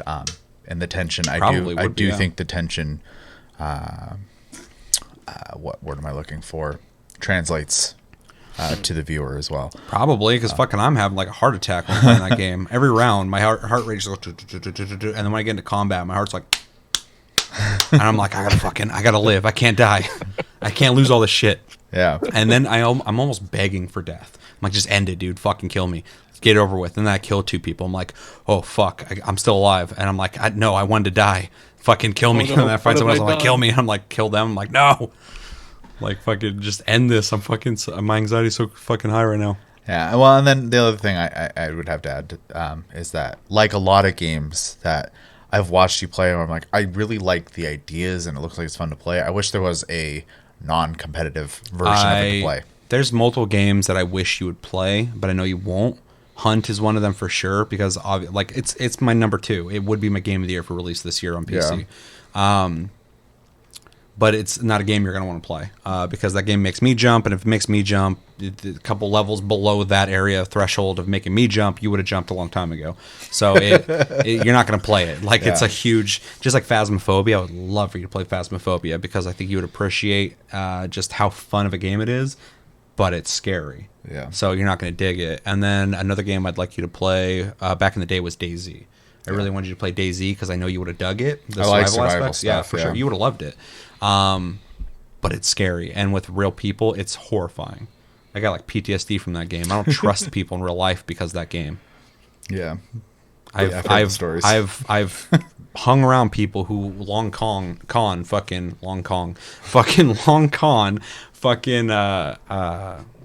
fucked us over. Yeah. Like, played it out. I was like, holy shit, this is a window into what it would be like if we were living in a dystopian fucking future and you were just surviving in like ruined cities. This is what people would do. They're showing me because they're doing it. They want my resources. No, they're willing to fuck me over for them. Oh yeah. But yeah, it is one of those games I would love for you to play. Yeah. And it really does kind of suck, especially another one that comes to mind for me is Dead by Daylight. I think it's a fun concept, but I wish there was bots. Fun. It's so fun. So you yeah, couldn't do that game with bots. The killer would be either too dumb or too good. Yeah, it'd be tricky. You have to really play people in that game. Yeah. It's the strategy is in, even if someone's really good, can you outsmart them? Because with the killer, they're gonna catch up to you no matter what. So you have to find a way to break line of sight with them. I'm going on a small tangent here, but I was watching someone play that the other day too. They were playing the bunny-eared person or whatever. The Huntress? Fuck the Huntress. Throw axes, Can we talk about Dead by Daylight? Can we do a taste cast on Dead by Daylight? Because I can talk about this all day. Anyway, what happened? Well, I'm interested. They just were having like way too much fun because anytime someone would like run and like push stuff over for them to slow down, they'd just wait and throw an axe in their back. You know what I like to do? When I see them cock back their fucking axe, I'll throw down a pallet, and then I just look at them, and then I fucking move out of the way when they throw it. Yeah, at these me. people weren't that smart, And then the streamer was just having a and blast. then I'll just stare at her, and she'll pull up another one, and I'll stand there, and then I'll duck behind a thing when they throw it, and goes, and then I make them run out, and then they get pissed, and they start breaking the board down, then I run. So I'm like, fuck you, you're not throwing a fucking hatchet at me. What are you talking about? I'll say the only time she threw them is when they were essentially throwing it into people's backs. So the worst thing about her, the Huntress, is she fucking just hums the whole time. Oh yeah. And it works as a way to warn you she's in the area, but it's pretty fucking generous. She's really far away when you hear it. You'll hear the heartbeat when she gets close enough, but that's what you really got to listen to. It psychs you out. People be like, "Oh my god, I hear her." I'm like, "You're gonna hear her like everywhere." yeah. If she's on the other side of the map, you won't hear her. But when she's like midway through the map, you're gonna start hearing her. It's there to psych you out. Yeah. Yeah, that's the most annoying thing about her. Yeah. And people who play her, there's like 4 killers in that game, and people who play them are like real psychopaths. I mean, she was laughing every time she killed someone. Well, yeah, but people who play her like just embody that. They're like, I'm gonna play the Huntress. Well, I'm fucking. I'm saying ruin the people." streamer was a girl laughing the whole time she was killing people. Yeah, people love it, dude. It brings out the real fucking killer in people. And she's supposed to be like this like cutesy little innocent person, and then all of a sudden like she's playing that game, she's like, just like I believe Jesus it. Christ. I Never heard often a phrase fit more perfectly for the game for people who play the type of killers than the phrase murder boner. It's the first I've ever heard. I was like, that's perfect. That's exactly what happens. Yeah, I bitch about because I play Survivor mostly because I enjoy the stealth aspect of it, but and the teamwork or lack of sometimes, so I can bitch at people. But playing against killers, you can tell certain people are just playing to win. They're like no bullshit. They'll grab you, throw you on a hook, and just walk off and be done with it. Other people will like try and play a game with you and shit, and when they get you on a hook, they'll sit there and just like watch you and like swing at you and shit, and they're just like fucking just loving that you're suffering and shit. Although not to go too far into Dead by Daylight, because we have a whole other topic we're talking about here. I was playing the other day, me and Cody, and it started out really bad. I got thrown on the hook like twice early on. I was like, I'm gonna die. You guys fucking just go at it. The rest of the team's getting killed. This one guy would not interact with Cody at all, so I feel like he got pissed at Cody at some point because Cody went down multiple times, and the guy literally just watched him on the ground and then started running at him. Cody's like, oh, here he comes. And I'm like, he's not gonna help you. He would have helped you earlier. If he's gonna help you, he runs right past Cody and just goes through a field, comes over to me, and gets me up. And I'm like, that guy does not like you. Like, what'd you do to him? Cody dies. It's me and that guy left. I'm running. I have the obsession on me, so the fucking killer's trying to get me. I'm playing against the saw chick, the pig lady. She puts a thing on your head and has a timer, and then it'll blow up. I have it on my head. I have one. If I get thrown on the hook one last time, I'm done. So I'm just kind of playing recklessly at this point because I know we're not going to make it. I run to the thing to get the thing off my head. I know I'm being kind of fucking vague here, but the point is I'm there. I already have accepted I'm going to die. It's over. I'm fucking trying to get the thing off my head. There's like a trap you got to put your hands into. It takes time to do it. And as I'm doing it, I hear the heartbeat coming. I'm like, oh, here she comes. And she comes around the corner. She looks at me, and I don't even get off the trap. I'm like, I'm going to finish this. Just let me finish this. And she like stands there and looks at me. I'm like, okay. And I'm just like doing the trap, and she's sitting there watching me. And then as soon as I finish it, she hits me, knocks me on the ground, puts another trap on my head, and then she runs away. And she runs away because she's like, oh, he'll be fine. I'll come back from later. Fucking, she goes after the other dude, and then he comes around. He gets me up real quick, and then I run off. She hits him, throws him on a hook, kills him, and then I run to a room. Trapdoor's right there on the ground, the hatch, and I just escape instantly. So not only did I have the worst fucking game ever, to the point where I was like, I'm going to lose, for sure, whatever. That guy saved me. He didn't like Cody. He didn't save Cody at all. He got me up, and then I am the only one that escaped. And the biggest thing is, the biggest fuck you to that person playing, and they might be a great person, but if you're the killer, I don't like you. She let me lay there. She could have threw me on the hook. It would have been over. But she made the decision. The decision to leave me on the ground fucked her over. She didn't get me. She slugged you. Yeah, exactly. So anyway, that was funny. I was like cracking up because the whole time in my head I'm like, this is a bad match. We're gonna lose. And then finally at the last moment, I saw the hatch open. I'm like, oh shit! And I just jumped. And I was like, oh, she's so angry, and she made that decision. She allowed me to fucking leave. Yeah. Because she thought she was gonna fucking like just let me sit there and fucking come back for me later. Anyway, No, that's fine. I just to bring it back to Hunt. It's one of those games I'd like to play, but obviously I guess anxiety that I feel with those games, I can't do it. there's a lot of anxiety in that game. I'm fucking so stressed out playing it. But anyway, it is my second pick easily. I struggled with making that decision, but I just landed on it because it technically came out this year. I love it so much. I said it's one of the best FPSs pretty much I've ever played. There's a lot of really great ones out there, Fear, stuff like that. But for recent times, it's my favorite FPS easily. I think everybody should play it. I've bought copies for people. I'll buy copies for more people. Yeah, it's I didn't say anyone specific. I'm just saying it's going to happen at some point. Don't tempt me. Maybe I'll fucking do something. Anyway, it's a great game. I love it. And it's definitely one of my favorite games of 2020 easily. No competition. Okay. So that long story short now, we are on our Game of the Year, I think. Yep. We finally arrived. Game of the Year is the best game in our own personal opinions. Yes. Not by any other metric, just what we liked. That's it. It's based on what it has to be. If we liked it enough, Game of the Year. Let us know in the comments yours as well. So yeah, we're going to start with Chevy, go around, finishing with Chris. And yeah, what was your favorite game of 2020? I feel like mine's going to be really obvious. I'm going to go with Ghost of Tsushima. I've gushed about it so many times on the channel already, so I'm just going to kind of summarize. The game has offered pretty much anything I could want out of a game, and I'm already, like a lot of people, a big fan of romanticizing Japanese history and culture, and I also am a big fan of Japanese movies, especially like Kurosawa stuff and stuff like that. So this movie just kind of honors all that stuff while making a fun game. Kitamura versus Azumi. Yeah. Yes, I do. Yeah,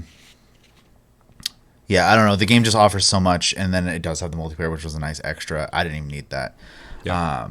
The game itself is great, and to kind of just emphasize why it's Game of the Year for me, I have not platinumed a game since the original Xbox, and I platinumed this game. That's pretty crazy. Yeah. I just did not want to stop playing. I still, even now, want to go back and do New Game Plus for similar reasons, play it in a different language, try it with the filter on, maybe even switch up my playstyle, and then there's extra quests, I think, an extra vendor. The game's just fun, and I could replay it, because it is like a good movie, and it's completely rewatchable. Yeah, the story is not super deep, but it's a good story, and it's a story people can get behind, and it has a satisfying ending to that story. And it's presented well. So it's a story that's like, some games are so story oriented that you're going to get into these like long, like 10 to 20 minute cutscene parts of the game that are trying to tell a story, and it's hard to go back. Not for me on those games, but you're right. It's hard for me to go. Well, Last of Us Part 2 has long fucking parts of the game where you're just watching. It's great, but the idea of going back and replaying the game, I'm like, do I feel like going back and watching? Like I was trying to show, it's either Josh or Cody. They're over here, and I started playing Last of Us Part 2 because I want to show them the beginning of the game, and it didn't. I forgot how long it took to get to the part I was trying to show them. I was like, holy fuck, there's so much going on here, and I wasn't necessarily enjoying it. Like, the story's good, but, like, the gameplay shit, I'm like, I don't even have all my shit unlocked and shit. So, yeah. Whereas Ghost of Tsushima, it's kind of low impact in the way it tells the story. You can just fucking play that game. Yeah. Quickly, And one thing I also want to kind of say that I think is a big extra for it, that a lot of people do really poorly, and not necessarily in a bad way, it's just an afterthought. I think the only example I can give that doesn't fit into this is Witcher 3. All the side quests are amazing. Yeah. The storytelling in the side stories is great. In fact, it's probably my favorite part of the adventure, because it really enriched and added depth to the world I was playing in, the story I was doing. I had more attachment to all these people when the big battles would happen. and I knew their whole history, and it was great. Everyone on the field was a comrade that I knew and knew their story and their relation to my character. That doesn't happen in a lot of games. They're usually just like they meet them, they give you like 10 minutes to be as cool as possible so that you just have that like, okay, I like this archetype, this is cool, let's go.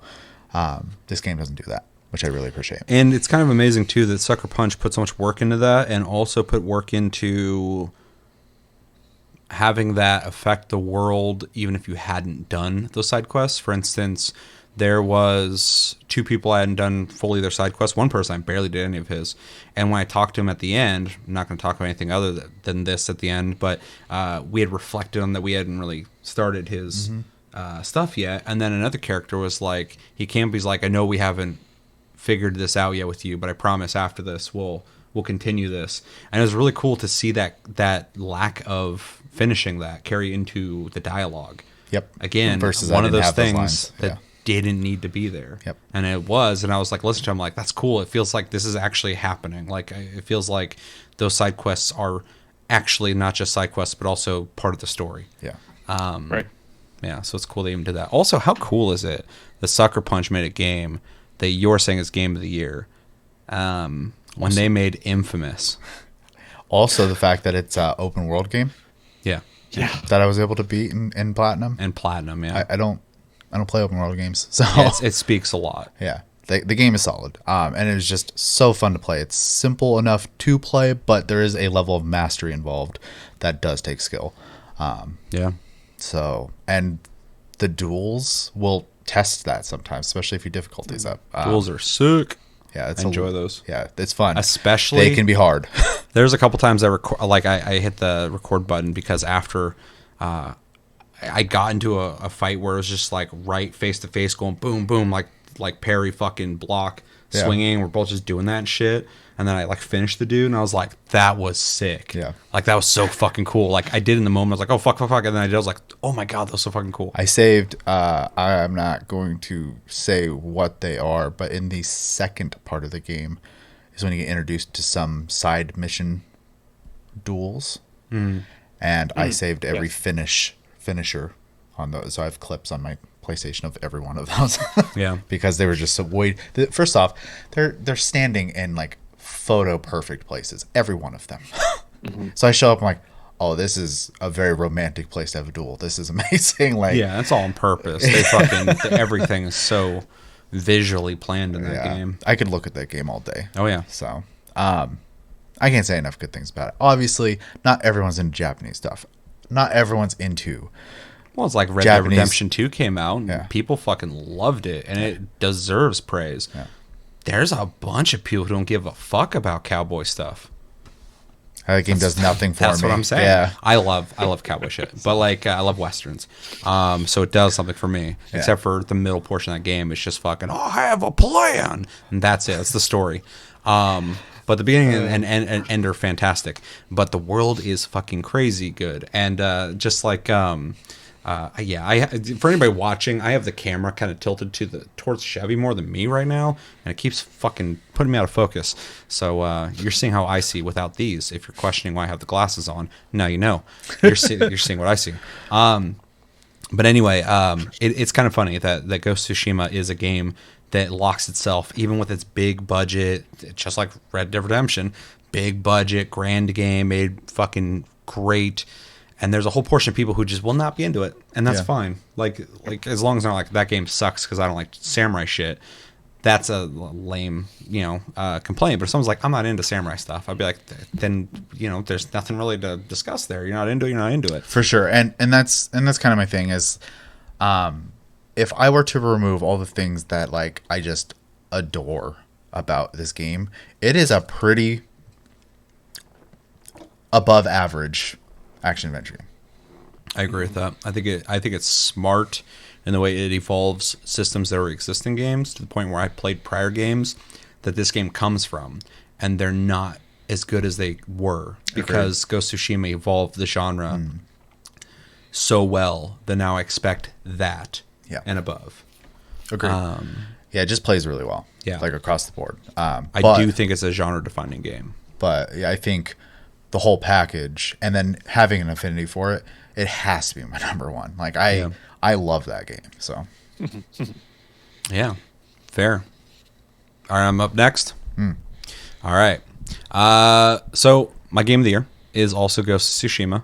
I didn't think it was going to happen. Anybody who watches the channel regularly, I went on for a long time saying, this is what I said. Cyberpunk 2077 would be my game of the year. which none of us considered, I don't think, by the way, because it came out too late. It came out too late. This is before the discussion, the bugs, and all that stuff like that. We just said it's too late. We'll talk about it next year because it's in the middle of December. It's not fair. It's not enough time. And then, of course, with all the shit going on with the game, that hasn't affected me too much, but it's affected a bunch of people. We can't have this conversation. It wouldn't even make my top 3 in this sense right now in the way it is.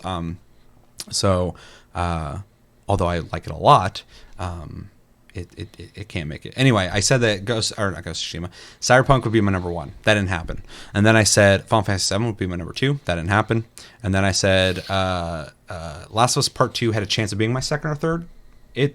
I was accurate on that. And then I said Ghost of Tsushima would probably be my 4th. Maybe it'd slide up into number 3. Well, it's my game of the year. And so this year has really been a curveball for me, and that's fine because I like when I'm wrong about shit. I like the surprise of going, oh fuck, I did not nail that. Right. I don't know where to begin. Ghost of Tsushima doesn't revolutionize the genre, but it does sharpen it. It does hone in on all the things that are great about the open world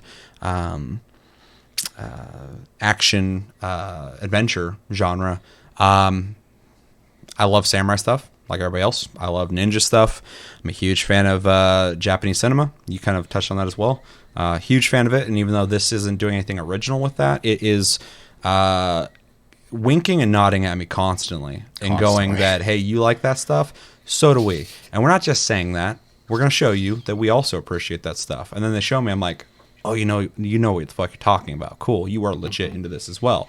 I appreciate that homage constantly. This game, I was like, dude, okay, this is like so just on the nose of like fucking, hey, we love Japanese cinema. I'm like, fuck yeah, dude, this is dope. It's just a circle jerk. And I'm there for it. I love it. Part of your brain, let me just keep tickling that. 100%. 100%. And I will just admit that. I'm a big fan of samurai stuff, and whether it's actual historical samurai stuff or the movies, this game plays on both of those things, and I love it. The aesthetic is fucking awesome. I love all the armors, the weapons, of course, the landscape of Tsushima, the architecture, the people of the island, who feel like people who are worth saving, who all have their own ambitions, people who have done bad things for survival, good thing for survival, victims of things that they never had a chance to not be victims of. It's a darker game than I thought it was going to be, but I love that. It felt like there were stakes in the game, and it's just great in that regard. But yeah, visually, it's what hasn't been said about it. It's a beautiful game. It was built from the ground up to be a gorgeous, artistic-looking game that is just vibrant and full of life. Like I said, makes it feel like there's something worth saving here. It's not just like the city's being ran by a bad corporation. You got to fucking stop them, or the police are taking over the military, or whatever. It's like, the Mongols are invading and you need to fucking protect your people, but at what cost? Will you defy, a legacy of honor to do what you have to save people? And I think that's a really cool thing to explore, and I think they did it in a really good way. All the things on the side in the game to do are really cool. I love that now 2 games have played around with this idea of meditation as a kind of side quest thing. AC Valhalla has a meditation thing where you stack rocks. Somebody wrote an article. They're like, 2 games this year have done meditation things, and we need to see more of that. I'm like, I kind of agree with you, because most side quests are like, go kill the guys, and in this it's like, write a haiku. And I'm like, write a haiku, okay. And then I do it, and I'm like, okay, this is neat because it's showing off the beauty of the game. It's also neat because I have choice in my haiku. And you have to look for inspiration, literally, which I think is such a cool system. Then, when you finish it, it's your haiku. I made this haiku based off my decisions, and someone else has a different haiku. And then it's put onto your headband, which is such a cool fucking thing. I love it. Just those little things in this game are just, it has so many systems that, like I said, aren't revolutionary but are smart. It's also So super many. reminiscent of Eastern games, because Eastern games do a lot of like Sure. Final Fantasy VII is a great example, like doing pull-ups and push-ups. Yeah. Yeah, it feels very So, gamey in some ways, yeah. but it also feels very AAA Western as well. Yes, yes. And how much they put into the animations and stuff like that. But yeah, I love all that. I love the visual representation of like the fox and the bird and stuff like that, leading you in directions. Not only is it a smart way to lack a HUD, but it's also visually appealing and exciting when you're riding your horse and you see something that is going to lead you to something that you're going to gain something from and have this small little adventure that you weren't expecting to have. It's a really cool system. It's really smart and it adds to the whole beautiful experience that this game offers. Combat is awesome. I love it. Some people, kind of complain a little bit. It does have some issues with AI. I feel like they've gotten better, though. Like, when the game first came out, bears were broken. They just run back and forth and die instantly. Now bears are, like, horrifying. They'll fucking destroy you. And throw you. Yeah, exactly. Also, enemies used to be kind of, not great. I think they're a little better now, for sure. But, in a game that essentially takes the systems that have existed in Spider-Man and Batman, stuff like that, where you're surrounded by people and they're going to attack you, and it gives you a big old triangle over your head to fucking, parry their moves. It has a system where they'll attack any time, and you have to read them. It's not Dark Souls, but it's inspired by a more, you need to look at your enemy and not about the button. Read that the tells. Exactly. Yeah. And I like that.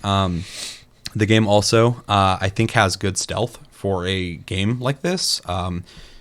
I've heard some people argue against the stealth in this game. I would argue back. Show me games that do stealth better that aren't like just hardcore stealth games. This game mixes combat that's similar to like Batman with I think something on par with Splinter Cell when it comes to its stealth, and it does it seamlessly to the point where you can be in the middle of combat and fall back into stealth.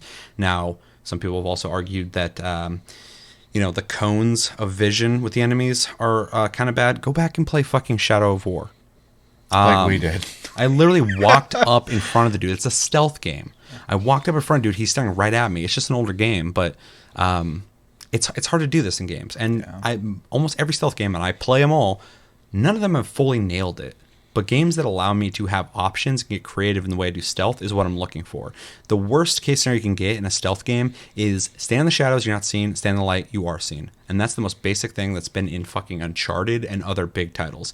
That when we need a stealth part, but we don't want to put work into stealth systems. So what do? Well, stand in that zone, you're good, stand in that zone, you're not. And that's what I hate. And then at the best, you have stuff like, Metal Gear Solid 5, the Splinter Cell games. I would argue Hitman is a fantastic stealth game, even though it's a different kind of stealth game. And then I would also argue Ghost of Tsushima has really good stealth, even though it does have problems. I'm a huge stealth guy. I love the stealth. I'm a huge, samurai combat fan. This game has great samurai combat, so I'm really happy with that. I also think the traversal in the game is fantastic. I think it flows really well. I love a game that allows me to run and gun fucking stealth. I can run through and kill a bunch of dudes without being seen, and I love that shit. And it's because the way the game flows, the way the game plays, and the stealth systems in place allow me to do that, and that's something most games don't have. So yeah, combat's great. The amount of tools you have to have options in combat, I also love. I love games that give me options. I don't want to just walk in with a gun and shoot everybody every time I get into an encounter, and I don't want to just only fight people with my fists the whole time. I like going in and going like, well, I only have like one shuriken and like one smoke bomb.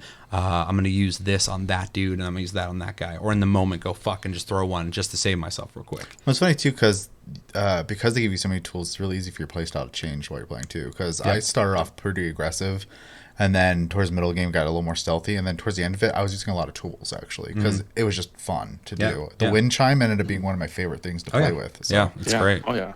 So. And then the game evolves in its combat as you progress through it. You get more stances, similar to like Neo, which is great because I fucking love Neo. And even though towards the end I stuck with one stance because it didn't matter. Same. Early in the game, you're kind of switching stances for different stuff, which, having the different samurai stances visually I like, but also the, utility purpose of using them is smart and was cool, and you are unlocking things for those stances as you play, which is really cool. Also changes just the overall way combat feels for your character. So for sure, if you don't like the basic one, there's 3 very different ones after it. So, And yeah, just unlocking more and more combats that, you know, being able to jump off your horse and attack people, like all these things that you might want or might not want. You have these choices. What's a horse? Said, what's a horse? Oh yeah, you didn't ride it. I trekked the whole game. The animation of the horse is so cool too. The way it like flows or whatever. It's not realistic like, you know, Red Dead Redemption 2, but it is perfectly in theme with the world of everything flowing and looking good. And I really enjoyed riding the horse in that game. I forgot to mention this earlier too. I just want to bring it up real quick.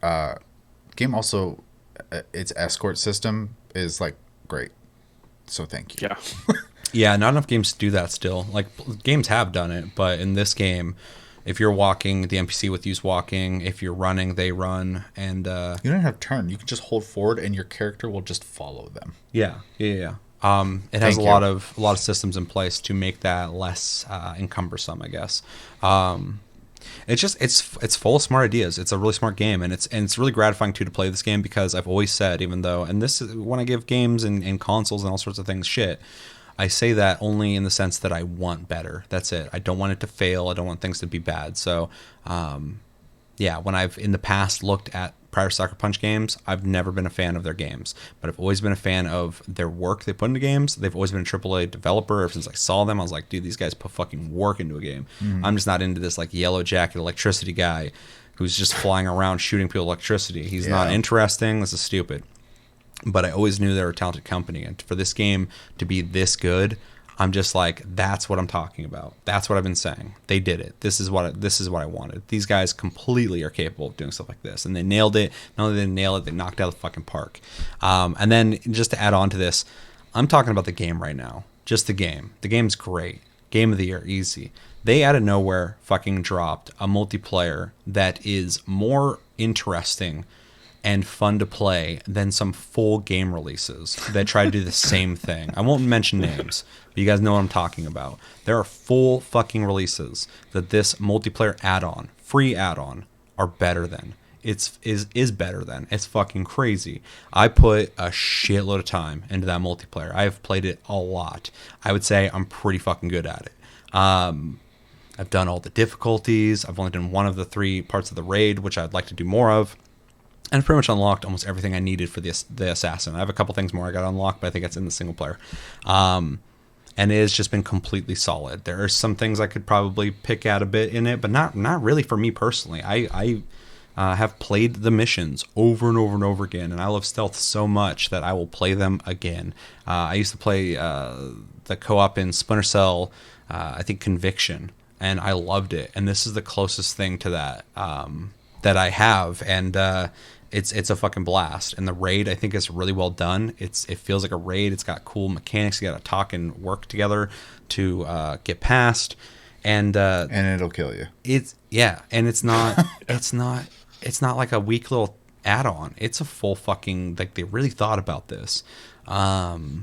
It's more than almost any other company would add for free onto a game, and they did it, and it's awesome. And honestly, this game would be up in the air for me on Game of the Year, but with that multiplayer add-on, it's hard to not pick Game of the Year, because what they accomplished with this game and what they've done with it and what they added to it is more than what most people have done this year in their games. And so I think, you know, they've kind of just earned that from me, in the sense that it's my Game of the Year. It's easy.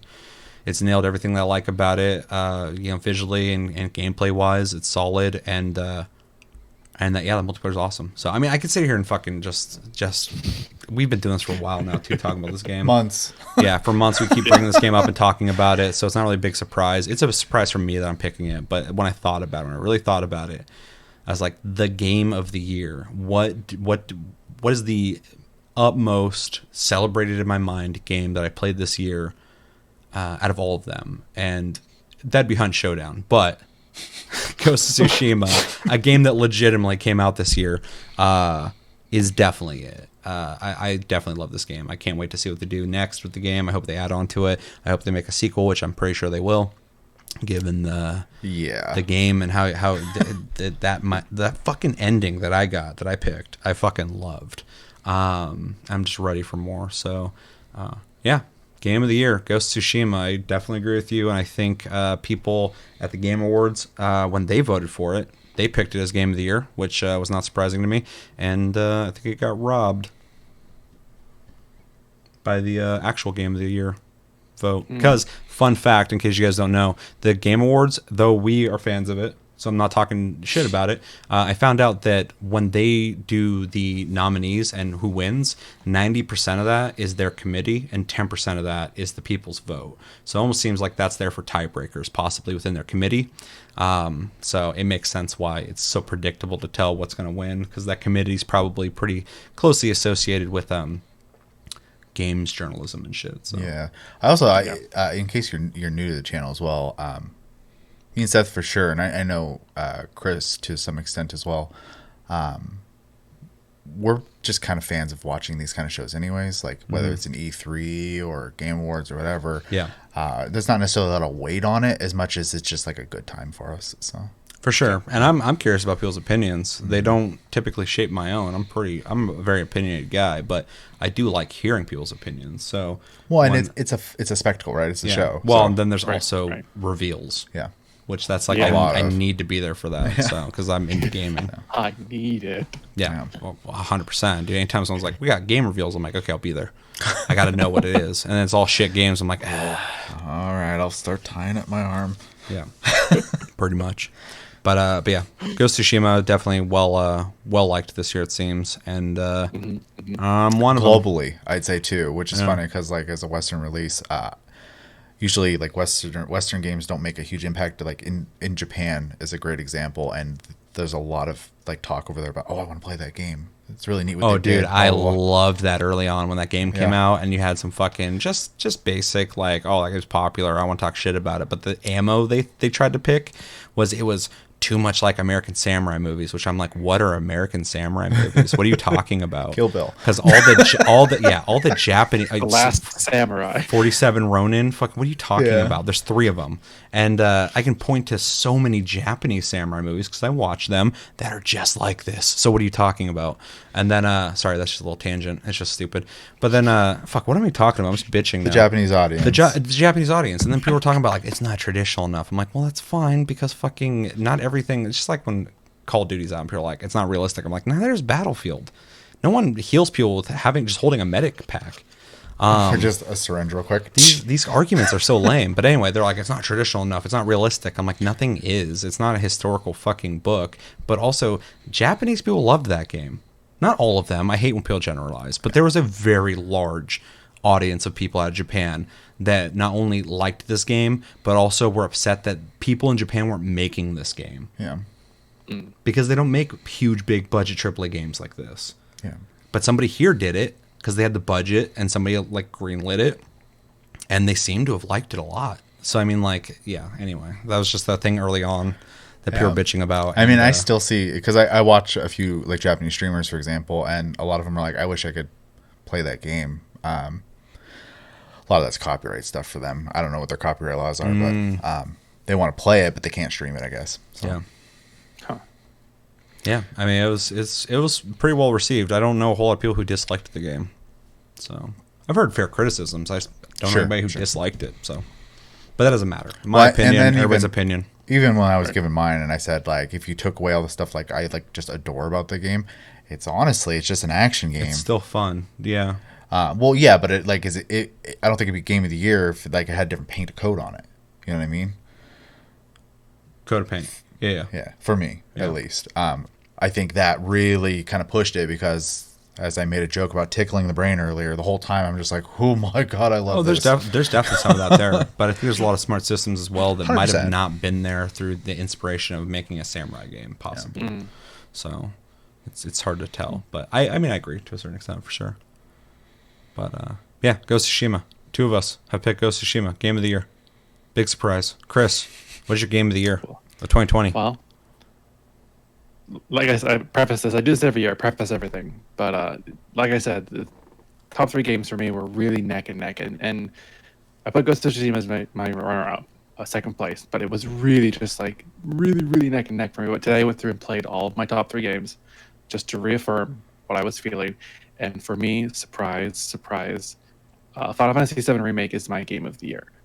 Because every time I hop into that game, I feel so much joy and bliss just sitting there in that game, listening to the music. I can sit there and just sit in one area and listen to the music play through over and over again, and just maybe it's the nostalgia boner, but just go through, just really appreciate every moment, every note that's being played, and the nuances and the variations they've made to classic songs, let alone the recreation of the entire world in a way that was so detailed and in depth, and just exploring all these new little cracks and crevices that add to the story so well.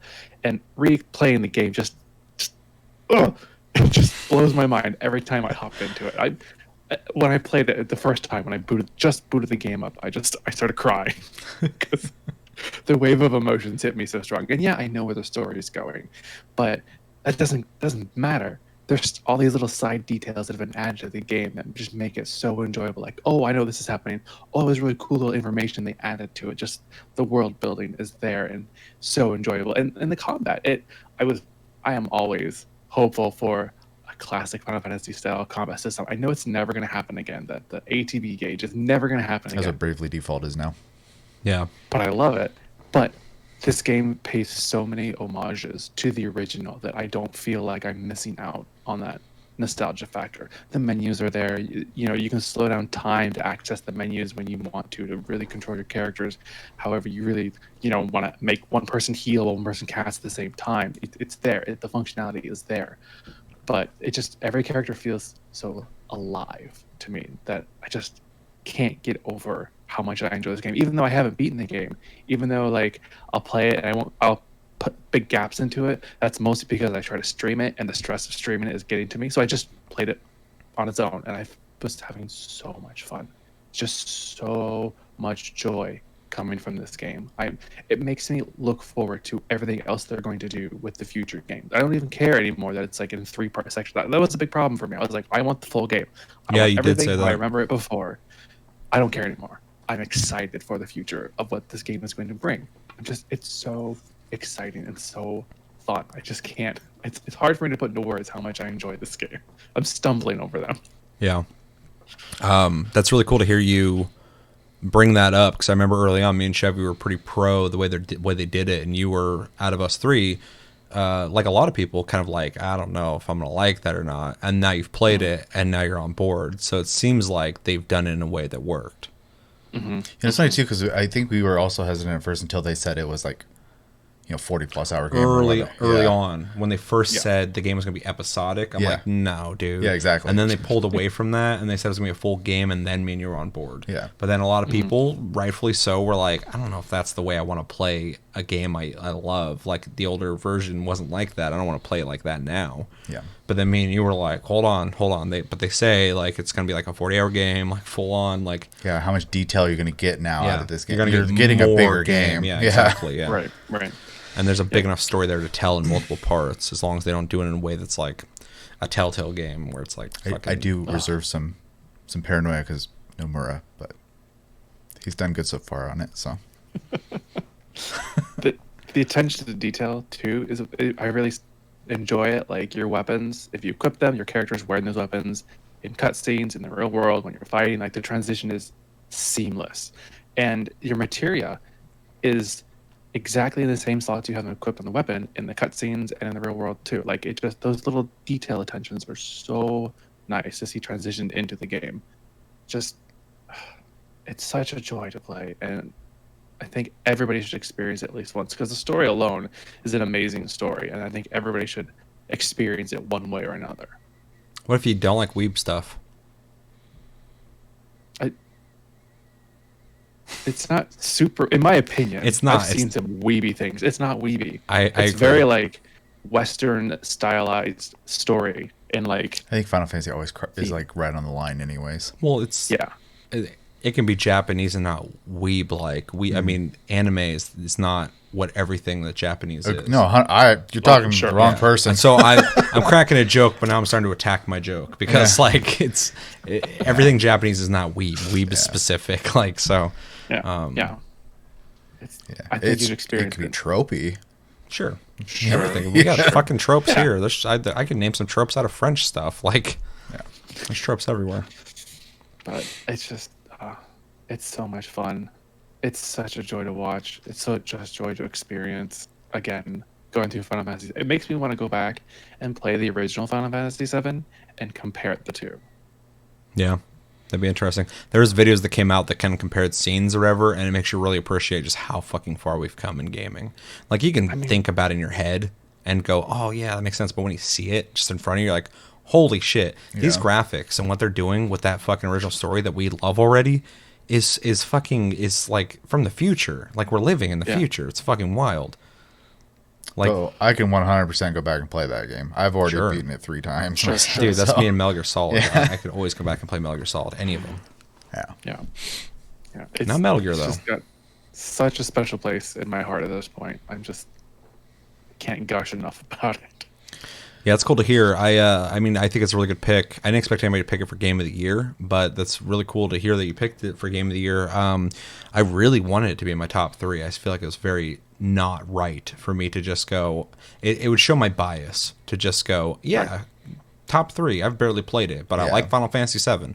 It's not fair for me personally, so I decided not to do it. So it's disappointing for me to not even have it on my list. I really wanted it to be there, but I am glad it's on your guys' list because it deserves that recognition. I'm glad our show can bring some support to that game. Well, I had fully expected it to be my Game of the Year. Yeah. Right. So, but I did for a while until the last couple of months, and the way you've been talking about Ghost of Tsushima, I'm like, that's his Game of the Year. yeah. I can tell. Yeah, that game is... I'm glad it came out. My brain's been telling me Cyberpunk was going to be Game of the Year for most of the year. Yeah. And then it got delayed that last time. Like, I got to stop thinking about it then because that's way too late. Yeah. And then I played it, and I'm like, I don't have time to even make this decision. I have, though, for the record, talked to the couple people who would say it is their Game of the Year. How controversial of a statement that is.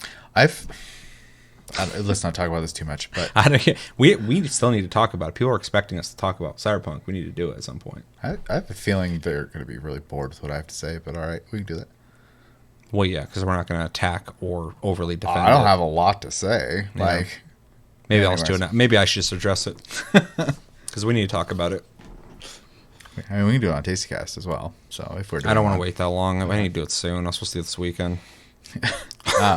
To go back to Final Fantasy VII though, I think that it was really close for me as well. I just think because there's more things I can nitpick about it than I can with Ghost of Tsushima was like it for me. But like you said, like being able to just sit in an area and just like absorb it and listen to it and just like feel great the whole time. I 100% agree with that. Oh yeah. So. Oh yeah. I've told the story already, and it kind of is similar to what Chris is saying when he first heard it and started fucking crying. Wherever I was like in the middle of a huge convention, sitting in a room with like 50 people, and as soon as the speakers just fucking started playing the music, I just like instantly started getting emotional. It's like hold, okay, keep yourself together. I'm sitting there watching, and I'm seeing all this stuff that hasn't been seen yet. I was like, holy shit, this is fucking cool. I'm such a dork. Like, I love this so much. Yeah. So yeah, when he was saying that, I'm like, I agree 100%, man. Yeah, it's wild. And I really do hope. First off, they can get him out in a somewhat timely fashion, but I really do look forward to where it's going to go and how much extra they're going to add. I just really hope they don't go too crazy, which is every 7 years they'll release it. Every 7 years, and when people are like 7 years, they're going to go Final Fantasy VII. I mean, great rebuttal. And then they're going to go, oh, I'll say there's a lot of 14s and 14s, so yeah. So yeah. Anyways, I also need to beat it because I really want to know what the ending is going to be like because I have heard they kind of change it a little. So yeah, we'll see. For sure. Anything else you want to say on your Game of the Year, Chris? No, I mean I just lost for words at this point. Yeah. That was me with Ghost of Tsushima. I'm like, dude, there's so much little stuff for me to talk about and where to fucking start. Because at like fucking a glance, you can just be like, yeah, that's the game. But there's a lot little things to it that really makes it shine. So, and it gets overwhelming trying to like fucking bring up every little thing you love about it. All you gotta say is, I like it. I like it a lot. It also kind of sucks when we have like, and obviously, if I'm not speaking for you, say so. But like, there's so many good choices that you get to a point where you have to like nitpick to make a decision, and it might sound like you're coming off negative, but it's just like you have to.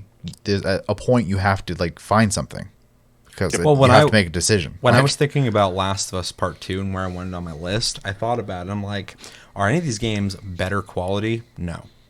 Are any of these games telling stories that are fucking more impactful? Or they could even be equally as impactful. Are they more impactful? No, not really. But holy fuck, Ghost of Tsushima's gameplay is way better than Last of Us Part 2. Like, by miles. And that's not talking shit about Last of Us Part 2. I like playing the game. It's also a stealth game. But it doesn't offer the same fucking gameplay. And it doesn't need to play like Ghost of Tsushima. But Ghost of Tsushima, I fucking came back to play for the gameplay. I didn't come back to play Last of Us Part 2 for its gameplay. I played it for the story. Yeah, for sure. I just figure I want to throw that out there because like any like negatives that are being said are literal nitpicks. Yeah. Yep. Just because you have to when you have so many things to kind of mull over to figure out like what is my game of the year, and especially because like I love Ghost of Tsushima, I love Final Fantasy VII Remake.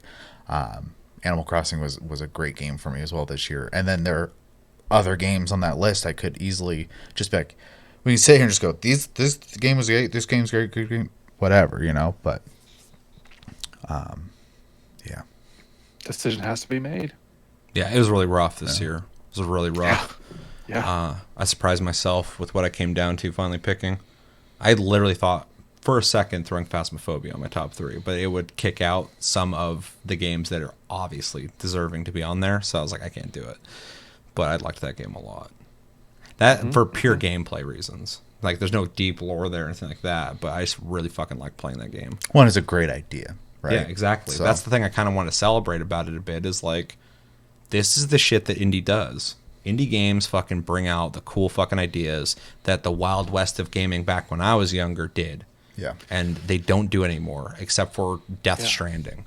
Other than that, Huge people risk, yeah. don't fucking deviate too much.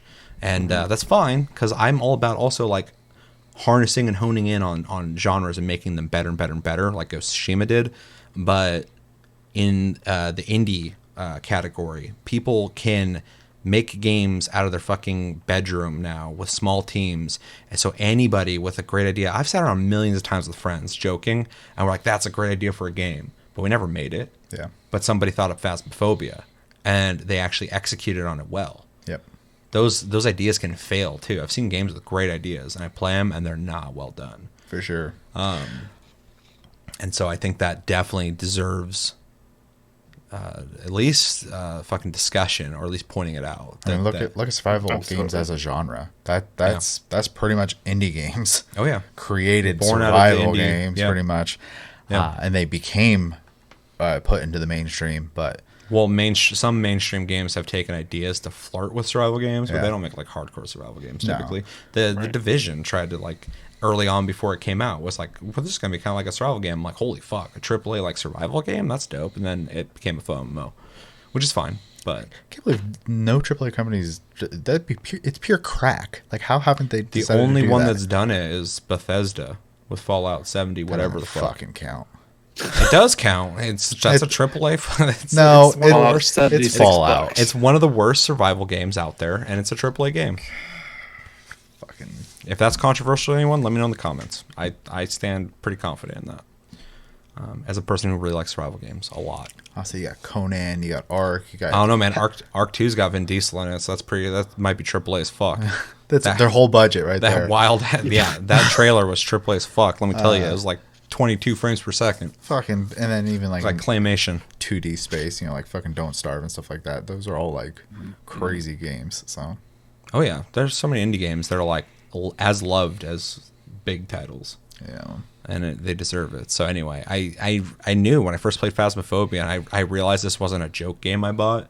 I was like, oh, this will be fun for a second. And then I was like, oh no, this is like a good idea. And then it blew up on. And then it blew up like 2 days later. And all of a sudden, one streamer played it and went everywhere. I saw it was PewDiePie played. Yeah. And And I was like, I fucking knew this game was going to take off because like it's a good idea. It's a good idea. Just like shit like Among Us, a good idea. Yeah.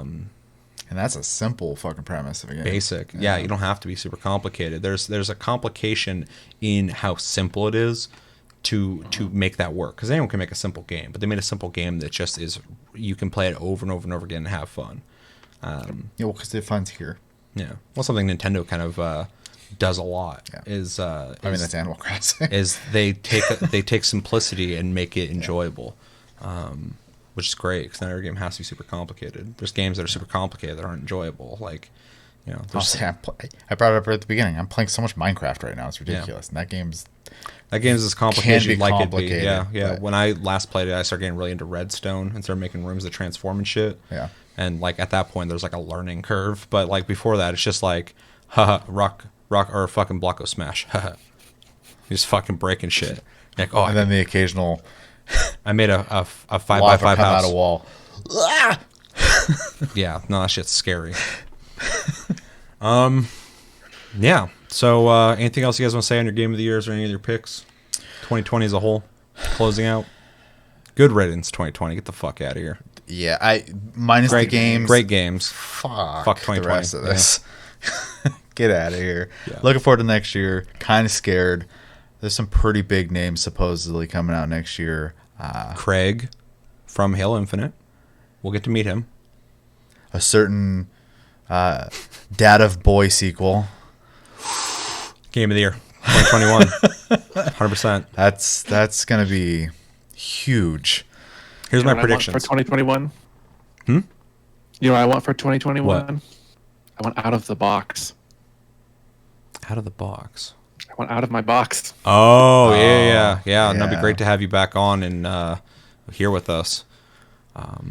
I literally invited Josh and Cody to be on the show, and they're both interested, but they were both just instant like, am I coming over? Am I joining you via Discord? I'm like, probably should do it over Discord. Yeah. I'd love to have you here, but yeah, there's some numbers are going up right now, and I'm just like, Yeah, it's pretty bad right now. let's just kind of fucking stay home for a little bit. But yeah, I hope for that as well, because as soon as you moved back, it's like, well, Chris stays in the box. Instantly. Yep. You hadn't even moved yet, and things were locking down. I was like, "Ooh, that's some weird timing." I was almost worried he wasn't going to be able to get back here. I'm like, Yeah. well, fuck, he's stuck there. Fucking With nowhere to live. on my coattails on the way up here. So this is going to evolve because we're not in 2021 yet, but I made my predictions, and I was kind of close, but not really. I was pretty wrong about my predictions of what would be my game of the year for 2020. For 2021, though, I think God of Boy 2 will be my game of the year. I haven't played it. I haven't seen the fucking game, but if it comes out next year, I probably feel like it's going to be my If game it of the year. is anything like the last one, it's going to be hard to beat. Yeah, because if the last one came out in 2021, it'd be my game of the year. Cyberpunk will probably make it in my top 3 by the time I can actually. It's gonna have a whole year to get all the shit fixed, and I think it has a good chance of being my top 3, which is so weird because the earlier part of this year, I'm like, it's 100% gonna be my game of the year. Now I'm like, it's got a good chance of being in my top 3, but it's a whole new year full of whole new games, so I don't know. Yeah. I can't make this assessment yet. And then is Horizon Zero Dawn coming out in 2021? I don't know. Gran Turismo 7. But- Holy fuck. There's a chance for Final Fantasy 16 as well. Yeah, there's just no God of War. Oh, God of Boy no. is going to be in my fucking top 3. All these could easily. get pushed back to 2022. Yeah, that's why I'm saying like Yeah. it's up in the air. This is way too early a prediction, but I'm just Yeah. throwing it out there. Because I think it was actually Dean Takahashi asked on Twitter what people were looking forward to in 2021, and I had to look up a list of things possibly coming out, and I even like prefaced it with, if they come out this year, here's my list. Yeah. So also, for me, hopefully there's a Final Fantasy 14 expansion next year, and I'm thrilled for that. So Yeah, that'd be dope. Anything else? I need more free time. Yeah. We have some of mine. We I all need would some take free it. time. I'm gonna take some of my free time.